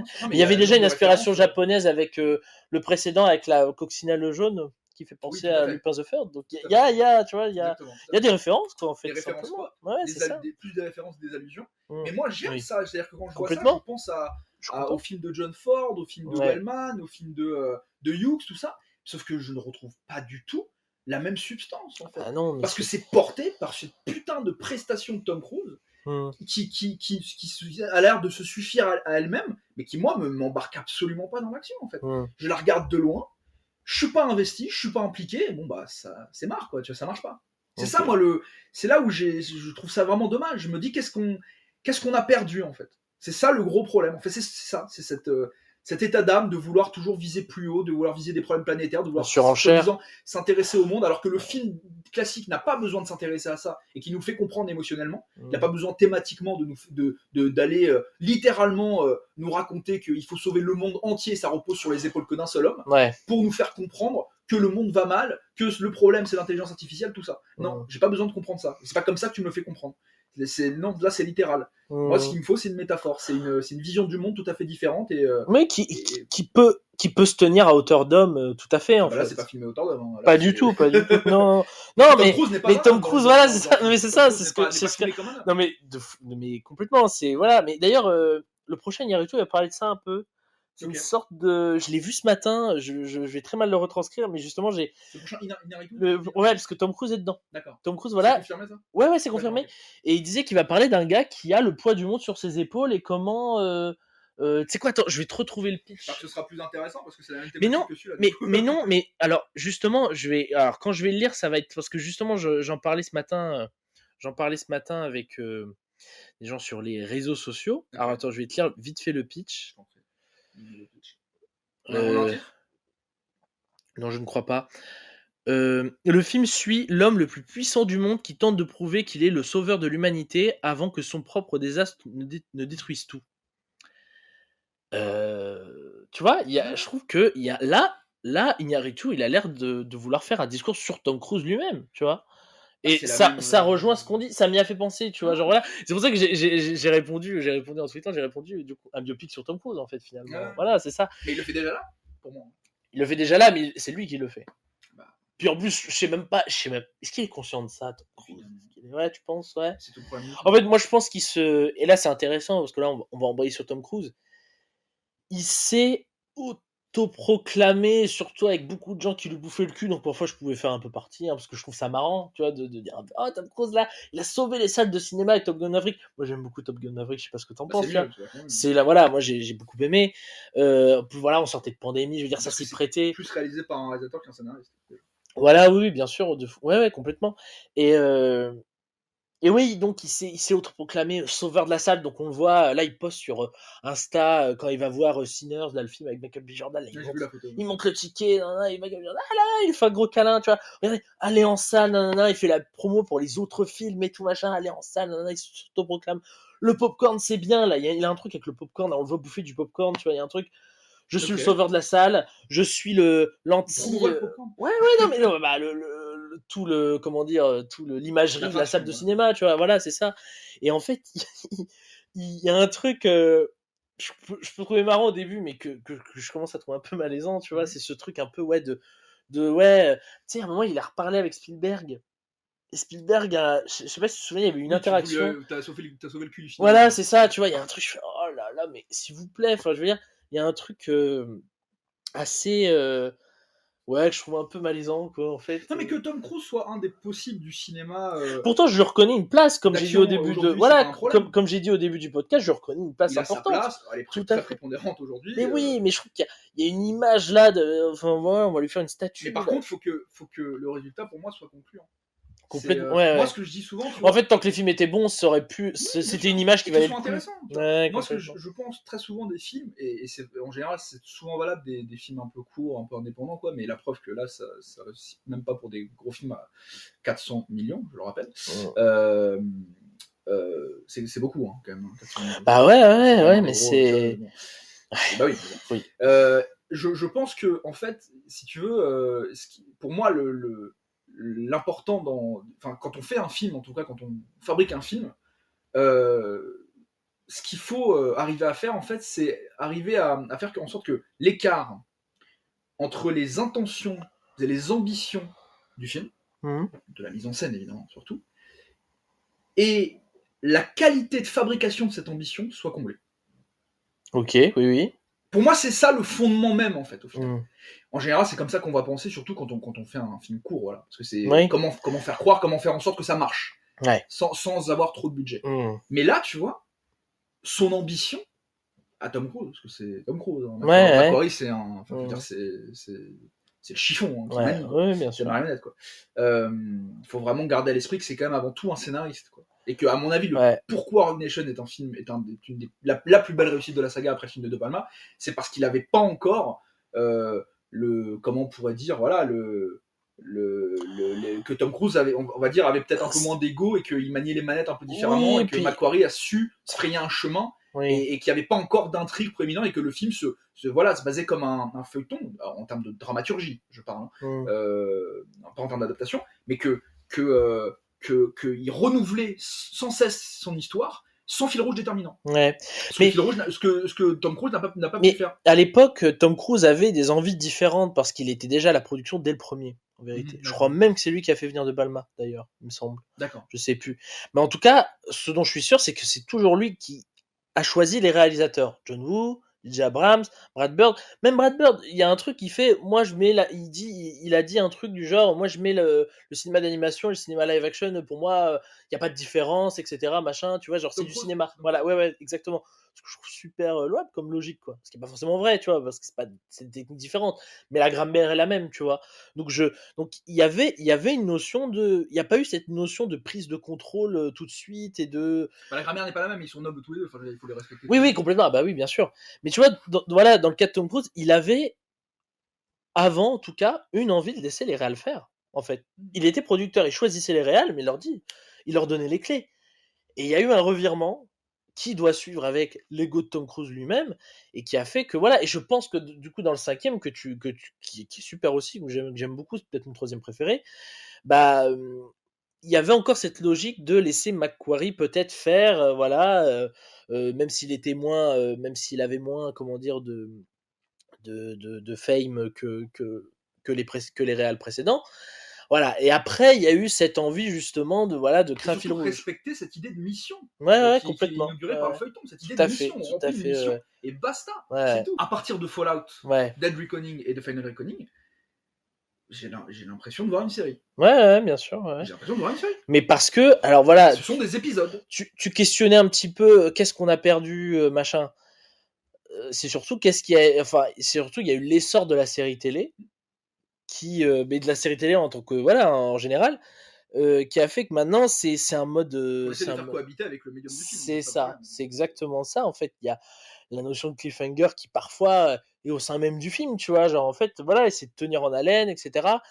Et en fait voilà, comme si beaucoup plus un art de la narration, et c'est vrai qu'essayer de faire cohabiter ces deux choses-là, ça donne des films qui ne savent plus aller à l'os, à Ils font plein de l'essentiel, détours. Enfin, je veux dire, voilà, quand on dit 400 qui millions, veulent raconter plein de les choses. 400 millions, tu les vois où, à part le cachet de Tom Cruise et la Ouais, séquence du sous-marin. Enfin, je ouais, veux dire, parce que la séquence des avions, c'est pas non plus. Enfin, je veux dire, c'est ça, moi, tous les détours qu'il fait, tous les dialogues qu'il met en branle, mais je me dis, mais pour nous expliquer ce que tu veux nous expliquer, tu utilises même pas la monstration, tu utilises de dialogue. On rappelle Hitchcock, ce qu'il disait, tu fais, tout ce qui est dialogue, ça rentre dans l'oreille du spectateur, ça ressort de l'autre au bout d'un hmm, moment. Tu peux pas, au bout d'un moment, accumuler un certain nombre ouais, d'informations, il y a une limite au spectateur, tu vois. complètement. Tu t'en fous, au Mais bout c'est d'un pour moment, ça t'en as que marre. on était largués et qu'à un moment tu t'es tourné vers moi et tu m'as clairement dit je comprends rien. Vraiment, ça m'a fait beaucoup rire. Je J'en comprends avais rien. marre, j'en avais Ouais, mais marre. Mais ouais, parce que ouais, je ça. comprenais rien. En fait, il y a un moment donné, je me suis dit, mais c'est-à-dire que voilà, il va contacter la présidente. Ensuite, il a les mecs de la CIA, du FBI. Il va revoir Un moment. une ancienne nana de l'aéronavale pour lui confier quelque chose, un code. Il lui montre une année. En fait, il va voir un autre personnage. Je me suis dit, en fait, on va faire les linceuls 2. Oui, Tu oui, vois ce que je veux dire? oui, de fou. C'est pas possible. Et à un moment, le général, on a beaucoup rigolé là-dessus. Le général qui meurt. Tu vois, tu t'en Le souviens général même qui putain. meurt. Tu sais, j'ai la Bassette, la présidente là, elle va se faire buter. Ouais. Et il y a un gars là Oui, qui la voilà. sauve, entre guillemets. Ouais. Moi, j'étais perdu. Je suis attends, je me souviens plus du film Ah, précédent. toutes ces séquences-là, Peut-être. putain. Qu'est-ce que quoi? Mais je pouvais, enfin, vraiment. Et pourtant, ça peut marcher le côté. Il y a la mission et on voit d'un côté la bureaucratie qui réagit face, voilà, au manque d'informations de ce qui se passe sur le terrain. Ça existe, ça peut exister là, mais là, on était là. Que, Ils avaient tous l'air graves et on ouais, savait pas trop ce qui Ouais, mais se tu vois, c'est là qu'il y produisait. a à mon avis, ça lui montait à la tête, à Tom Cruise, et il s'est dit, on est capable d'inclure dans Mission Impossible des thématiques et des enjeux qui nous dépassent et qui peuvent peut-être dépasser les spectateurs et lui proposer de poser des questions. Mais c'est pas Pakula qui réalise. Enfin, je veux dire, c'est pas les hommes du président. C'est Mission Impossible. Donc pourquoi tu te mets en tête de vouloir faire cohabiter ça dans une saga comme ça, alors qu'en fait, voilà, moi, je comprends pas. Je comprends pas. Ouais, mais Tom Cruise, parce que justement, voilà, je voulais embrayer là-dessus. Sauveur de la salle, anti-streaming, mais aussi Hollywood a été touché par un truc, c'était la grève là, hollywoodienne là, Mm. l'année dernière, je sais plus. La grève des Là. scénaristes. Ouais, la grève des scénaristes là, avec Oui, c'était l'année dernière. voilà, 2024. avec la question de l'IA. Là aussi encore Tom Cruise, il nous fait ce qui était déjà valable avec le film précédent, quoi. Ouais. Là aussi, Tom Cruise s'autoproclame sauveur dans son film, mais aussi voilà, dans la réalité, quoi. Il y a un côté je suis défenseur de nanana, quoi. Et en vrai, ça peut marcher, quoi. Mais je veux dire, Ça contamine son film. ouais, c'est ça, c'est quoi. Et surtout, il y a, comment dire, oui, combat une IA, c'est vrai, mais qu'est-ce que cette IA, c'est une animation en bleu qui parle, Mm. mais en fait, qu'est-ce que ça. Alors, C'est Jarvis. ouais, c'est Jarvis, tu vois. Et Ouais, bon, voilà, ils vont faire s'autodétruire tout le monde comme dans, je sais pas, Docteur Folamour. Bon, c'est pas une IA dans Docteur Ouais. Folamour, mais ce truc, la menace nucléaire, nanana. Je veux dire, en fait, qu'est-ce que cette opposition Tom Cruise lui-même IA, elle me dit sur le ciné, sur machin, Absolument. à part que c'est dangereux, quoi. Tout repose. Voilà. C'est-à-dire que sauver le monde, enfin, voilà, le monde est à sauver, tout ça, ça repose sur les épaules d'un seul homme, de Tom Mm. Cruise. Mais en réalité, enfin, j'ai pas l'impression qu'il essaie de le comprendre. Enfin, moi, je comprends pas le monde dans Bah, lequel. en fait, à part le fait que Tom Cruise court après et le combat, Mm. y a pas de discours vraiment, quoi. Je veux dire, voilà, à part que Tom Cruise s'oppose à ça, C'est ça. voilà, quoi. C'est pas. Donc voilà, c'est un peu, ouais, un film qui tourne à vide, Ouais. dont le carburant, c'est les films d'avant. Mhm. Donc c'est un truc très hollywoodien aujourd'hui. Et un autre carburant, c'est l'ego de Tom Cruise. Mais ouais, ça. Tu fais pas beaucoup de kilomètres avec ça. Ouais, tout est imbriqué là-dedans et ça fait beaucoup de mal. Et moi, j'encourage pas les gens à aller le voir. Hein. Ouais, Ils vont non, pas aimer. pas. Franchement. Ouais, non. Après, moi, comment dire, par principe, j'encourage. Enfin, je veux dire, allez vous faire votre propre avis, tu vois. Ça. Ouais, mais Par principe, quoi. Je veux dire, après. franchement, ouais. Oui, non, mais après, si vous avez vu, Non, mais je te si laisse, vous avez vu tous les sets au cinéma, Ah non, mais vous faites ce que vous voulez. Mais voilà, tu vois, genre, allez-y. moi, Mais... franchement, Non, mais moi non plus, bon, voilà. je pense que vous allez perdre votre temps. Ouais, allez voir les linceuls. Allez voir les Encore un linceuls, seul. ouais. Non, mais C'est ça. je pense qu'il y a sans doute des films voilà, qui se basent sur des attraits classiques qu'on aime, des grands récits, des affects, des séquences d'action, de combat qui vont arriver. Voilà. Avatar, c'est aussi le cas. Moi, je pense qu'on peut beaucoup économiser et prendre plus son pied sur un film de Cameron, tu vois, voilà, ou je sais pas, un film de Edgar Wright, voilà, là, je sais qu'il a fait le remake de Running Man. Running Man Ouais, avec, avec le copain de Tom Cruise, Glenn Powell. Glenn Powell, voilà, Ouais. tout à fait. Acteur nouvelle génération aussi, et je sais pas, je pense qu'il y a des films qui méritent un peu plus d'attention que cette espèce de... Bah après non, moi Mission Impossible, le dernier de cette saga qui a 30 ans et qui a quand même eu des bons films, méritait de l'attention. Après Oui, mais c'est là, le tu l'as vu, résultat. le résultat. Oui, maintenant que je l'ai vu, voilà, mais je veux dire je veux dire ça n'a pas d'intérêt. Je veux dire, bon, c'est une page qui se tourne, malheureusement, voilà, c'est raté. Bon, voilà, c'est en fait faut on pas met ça sous le tapis. Non mais en fait, oui, non mais faut pas oublier quand même ce que la saga a pu produire, ce que la saga, même si toi t'es peut-être un peu t'as décroché avant moi, tu vois, genre je pense que y en a d'autres qui ont pu comme moi un peu comment dire patienter jusqu'au bout, tu vois, et qui peut-être d'ailleurs seront satisfaits de ce dernier film, j'en sais rien, mais faut quand même pas oublier Mais on que peut pas voilà. se satisfaire au bout d'un moment d'un film. Il faut le voir, il faut l'aimer. Bien sûr. Non mais ce que je veux dire c'est je prends la saga là Oui, dans la son saga, ensemble, quoi. Voilà, quoi, faut C'est pas. pour ça que je dis qu'il mérite absolument pas le pognon qu'il a eu, il mérite absolument pas sa durée, tous les détours qu'il fait dans le scénario, toutes les articulations, tout ce qu'il évite de faire aussi. C'est aussi la stratégie de l'évitement. Hein. Je suis désolé, il y a plein de moments où oui, tu disais que le film commence jamais, mais il y a de ça aussi. Je trouve. Et c'est pour ça que je pense qu'au final, même à regarder, c'est pas du tout, c'est pas. Moi, je le vois comme un épisode de série télé décuplé, étendu. Ouais. Ce que le cinéma hollywoodien maintenant. Ouais, tout à fait. Voilà. D'ailleurs, on voit le lien entre, tu sais. Parce que ne sont pas les premiers films de la saga. Oui, complètement. Mais on voit aujourd'hui le lien, les séries limitées Disney+ qui continuent des sagas de cinéma. Je pense notamment à Star Wars, évidemment. Tu vois. Il y a ça se, comment dire, ça se brouille un peu les limites, mais pas pour le meilleur en fait. Je veux dire, voilà, moi c'est vrai que quand j'étais plus jeune, j'avais envie de voir certains personnages traités en série, mais avec le budget du cinéma, parce que j'avais envie de les voir un peu plus à l'écran, avoir un temps d'écran, machin, les voir se développer. Et là, je vois qu'en fait, non, ça ne peut pas marcher. Mais parce que toi, tu t'intéresses au cinéma. Voilà, mais parce que la série est la série, le cinéma est le cinéma. Et on essaie de nous faire croire que la série va prendre le pas sur... Il peut y avoir des liens, je veux dire, voilà, il y a des exemples, il y a des séries limitées qui se tiennent, il y a des choses. il y a des choses à C'est tester. quand même très différent. C'est quand même très différent, voilà. Et c'est là, on a ça. l'impression que la série veut bouffer Hum. le film. Ouais, Quoi. parce que c'est le modèle, parce qu'on la regarde chez soi, Parce que parce c'est que la narration machin. qui prime, Voilà, parce que c'est les c'est ça. personnages, parce que c'est le cliffhanger, le message de fin qui nous dit que on va recommencer, parce qu'il y a une continuité narrative, mais qu'il y a jamais de, enfin il y a moins de questionnements aujourd'hui dans ces films-là, de temps, d'espace, de métaphysique, de conception du monde. Enfin, c'est un regard très littéral en fait que nous impose presque Tom Cruise, je trouve, et qui moi ne m'apprend rien et ne me distrait même pas. Donc à partir de là, je vais pas renvoyer les gens. Non, mais oui. Non, est-ce que tu me trouves? Je suis pas dur, je suis honnête. Franchement. Non, après, moi, comme je te dis, c'est vraiment film, il est pas bon. Non, ah oui, non, mais je suis complètement d'accord avec toi, vraiment. Ah, moi, je l'ai pas dit. Tu m'as pas entendu le défendre, oui, là, je bien sais, sûr. je sais, Mais bien après, sûr. voilà, c'est juste. C'est pas que comme j'ai dit, moi, c'est par principe, allez vous faire votre propre avis. Voilà. Après, oui, tu me demandes. Après, là, je sais pas s'il y a mieux en salle, vraiment. J'en sais rien. En ce moment, bah ouais, on va En ce pas. moment, parce qu'on voilà, là, comme on a moi, dit. je vais être très honnête, je vais le dire, sans le podcast, j'aurais probablement pas été voir le film. Ouais. Mais C'est vrai que c'est un peu moi qui t'ai. Voilà. Mais, voilà, mais c'est intéressant. Oui, complètement, bien sûr. Bah, on en a quand même dit des bien choses. sûr, voilà, c'est ça l'intérêt. Pourquoi en fait on n'aime pas? Pourquoi ça nous parle beaucoup moins que certains autres?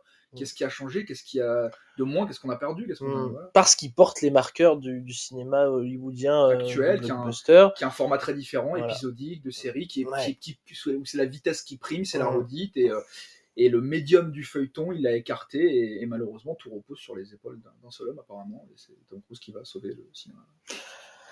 Pas avec ce film.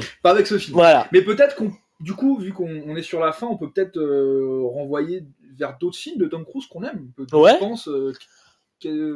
Ouais, alors oui, Collatéral, moi je dirais, c'est pas le plus, le plus original, mais en fait pour moi je le trouve intéressant. Film de Michael Mann évidemment, avec Jamie Foxx aussi, avec Jada Pinkett Smith, qui se passe sur une nuit. Voilà, où en fait un chauffeur de taxi incarné par Jamie Foxx va prendre une course, va prendre Tom Cruise, et en fait Tom Cruise, il est pas gentil, il tue des gens, et en fait il va vouloir rester dans le même taxi toute la soirée, et du coup ça va donner une soirée pleine de on va visiter, c'est quoi, c'est la ville, c'est Los Angeles, c'est pas New York, c'est Los Angeles. Mann, c'est un Californien, donc c'est peut-être c'est ça. Voilà, donc on veut visiter une belle ville des États-Unis. Il y aura du jazz, mais il y aura aussi plein de morts. Voilà. Et en fait, pour moi. Tom Cruise joue un tueur à gages. Voilà, c'est ça. Et en fait. Donc un méchant. Donc un méchant, déjà, oui, c'est vrai que. Oui, parce qu'à l'époque, Tom Cruise, on lui donnait des choses. Des héros. C'est ça. Et en fait, pourquoi je choisis ce film? Parce que déjà, c'est un film d'action, mais qui n'est pas dans la veine de ce qu'on peut voir avec lui, même s'il court dans ce film aussi. Mais en fait, surtout qu'il préfigure. Michael Mann, là, pour le coup, mais du coup, Tom Cruise par extension, il préfigure un cinéma qui va arriver. Allez, c'est quelle année Collatéral? C'est 2004-2005. Ouais, 10 ans plus tard, il préfigure John Wick. Et moi, ça, je trouve ça intéressant. C'est parce que, voilà, je pense qu'on aura l'occasion de parler. On en a peu parlé, on aura l'occasion de parler de John Wick, mais je pense que là aussi, c'est un marqueur du cinéma d'action qui a été. Voilà, non, mais voilà, on en parlera quand même. Voilà, on ira voir Blade Runner. Non mais oui, en fait, voilà, je pense que ça a été aussi un marqueur du cinéma d'action, et qui a aussi un peu contaminé, j'emploie le mot contaminé pas pour rien, Mission Impossible. Donc voilà, et donc bref, Michael Mann, il préfigure cette figure du hitman, voilà, avec même la notion de gun-fu, ce qu'on appelle gun-fu, les chorégraphies au flingue, il commence déjà, enfin bref, il préfigure plein de choses, et je trouvais ça intéressant que Tom Cruise l'incarne. Donc voilà, je renvoie vers Collatéral. Collatéral, film formidable. Donc, et puis même, voilà, un des plus grands films des années 2000. Voilà, un des premiers films tournés intégralement numérique. C'est ça, tout à fait. De nuit, tout à fait, voilà, exact. Donc voilà. Et il y a un caméo du transporteur. Genre, Jason Statham joue le transporteur. Je veux dire, si ça vous donne pas envie, je sais pas quoi faire. Je vous laisse faire. Non, mais il y a un caméo. Donc, en fait, moi, j'aime bien me dire que Michael Mann, il a vu le transporteur, il a kiffé, il a appelé Jason Statham, il l'a mis là, tu vois, genre voilà, il a fait oh là là, Luc Besson, ok, tu vois, genre Louis Leterrier. C'est une info. Tu vois, ouais, non, mais voilà. Très très bien. Ouais, voilà. Donc voilà, je renvoie vers Collatéral pour le caméo du transporteur. Voilà. C'est ça. Moi, je renvoie. Qu'est-ce que je pourrais renvoyer? Je n'ai pas réfléchi. Super. Les questions qu'on pose comme ça, attends. Mission Impossible Non, 5. Si, moi je renverrai vers un film que j'aime beaucoup, qui est La couleur de l'argent. Ouais. Film Oui, bien sûr. des années 80 avec Paul Newman Ouais. et Tom Cruise, réalisé par Martin Scorsese, Ouais. un film assez formidable, Ouais. sur un... Mésestimé, si tu veux, mon avis. Ouais, clairement. C'est un film je crois, la fin des années 80, non Ah, c'est 86, peut-être. 87. Ouais, 80. Ouais, c'est ça. Ouais. Qui fait suite Ouais. à un autre film d'ailleurs. Ah ouais? Ouais, c'est une suite. J'ai plus le nom de l'original, mais c'était aussi avec Paul Newman en fait, et Paul Newman reprend le même rôle en fait. C'est un film de. Ça fait suite ou ça. C'est une suite. D'accord, ok. D'accord, Ah, ok, non, je c'est savais suite. pas du tout. Et en fait, Paul Newman joue un entraîneur de joueurs de billard, c'est comme ça qu'on dit. Oui. Et il entraîne Tom Cruise, qui est une espèce voilà, qui a un talent absolument, un talent fou pour ça, voilà, et c'est une sorte de film de sport, de jeu, enfin c'est super, hein, vraiment, il faut le voir, voilà. Et Tom Cruise, il est tout jeuneau, mais il était déjà génial, quoi. Oui, bien sûr. Mais voilà, il y a plein. Là, ça inaugure vraiment la période de Tom Cruise la plus intéressante à mon sens, qui est voilà, à partir des années 80, 90, début des années 2000. Ouais. D'accord. Non, mais en tout cas, voilà. Enfin, comment dire. Dans 90, 2000, il y a comment dire, il y a à bouffer dans la film de Tom Cruise. Ah bah, c'est vraiment ça, voilà, je pense, voilà, c'est ça. Bah oui, c'est le dernier à avoir joué avec Kubrick, c'est le, voilà, enfin je veux dire, voilà, c'est ça, c'est parce que c'est vrai qu'on l'a un peu évoqué là au début, mais c'est que il y a à bouffer dans sa filmo, il y a des choses à aller chercher, c'est quand même. Tom Cruise de 2020 n'est pas le Tom Cruise de voilà, 1990. c'est ça, c'est vrai qu'on l'a pas assez dit, mais je pense, voilà, il y a un intérêt à aller se plonger dans cette période-là. C'est pas le même Tom Cruise, donc voilà, allez-y, quoi, au-delà des films, des deux films qu'on a recommandés, donc voilà, on vous y encourage, voilà. Quoi, complètement. Bon bah voilà. Ouais. On va conclure. Ouais. Enfin, on a conclu. Voilà, ouais. Bon, deuxième épisode. Ouais. Bon, c'est pas, voilà, on a sorti le premier. On va voir les retours, mais on reviendra vite. Ouais, c'est ça. Sur Wes Anderson, c'est ça. Ouais, c'est ça, ouais, en théorie. Et puis après ça, un gros truc. Ouais, on prépare des trucs un peu spécial, voilà, je le tease. Pas trop, non, mais voilà, on va revenir sur toute la saga Mission Impossible, tout ça. Voilà, tout simplement, parce qu'on n'a pas assez fait. Ouais. Bon, bah voilà, merci Damien. Bah voilà, merci à toi, Warren. Bah écoute, je t'en prie, c'était un plaisir. Voilà, salut. Nous, parce que c'est pas parce qu'on n'a pas aimé, mais que. Exactement, ça reste un plaisir de converser. Très intéressant. Toujours. De se poser des questions sur le cinéma. Exact, tout à fait. Sur le scénario. Voilà, allez, ciao. Salut.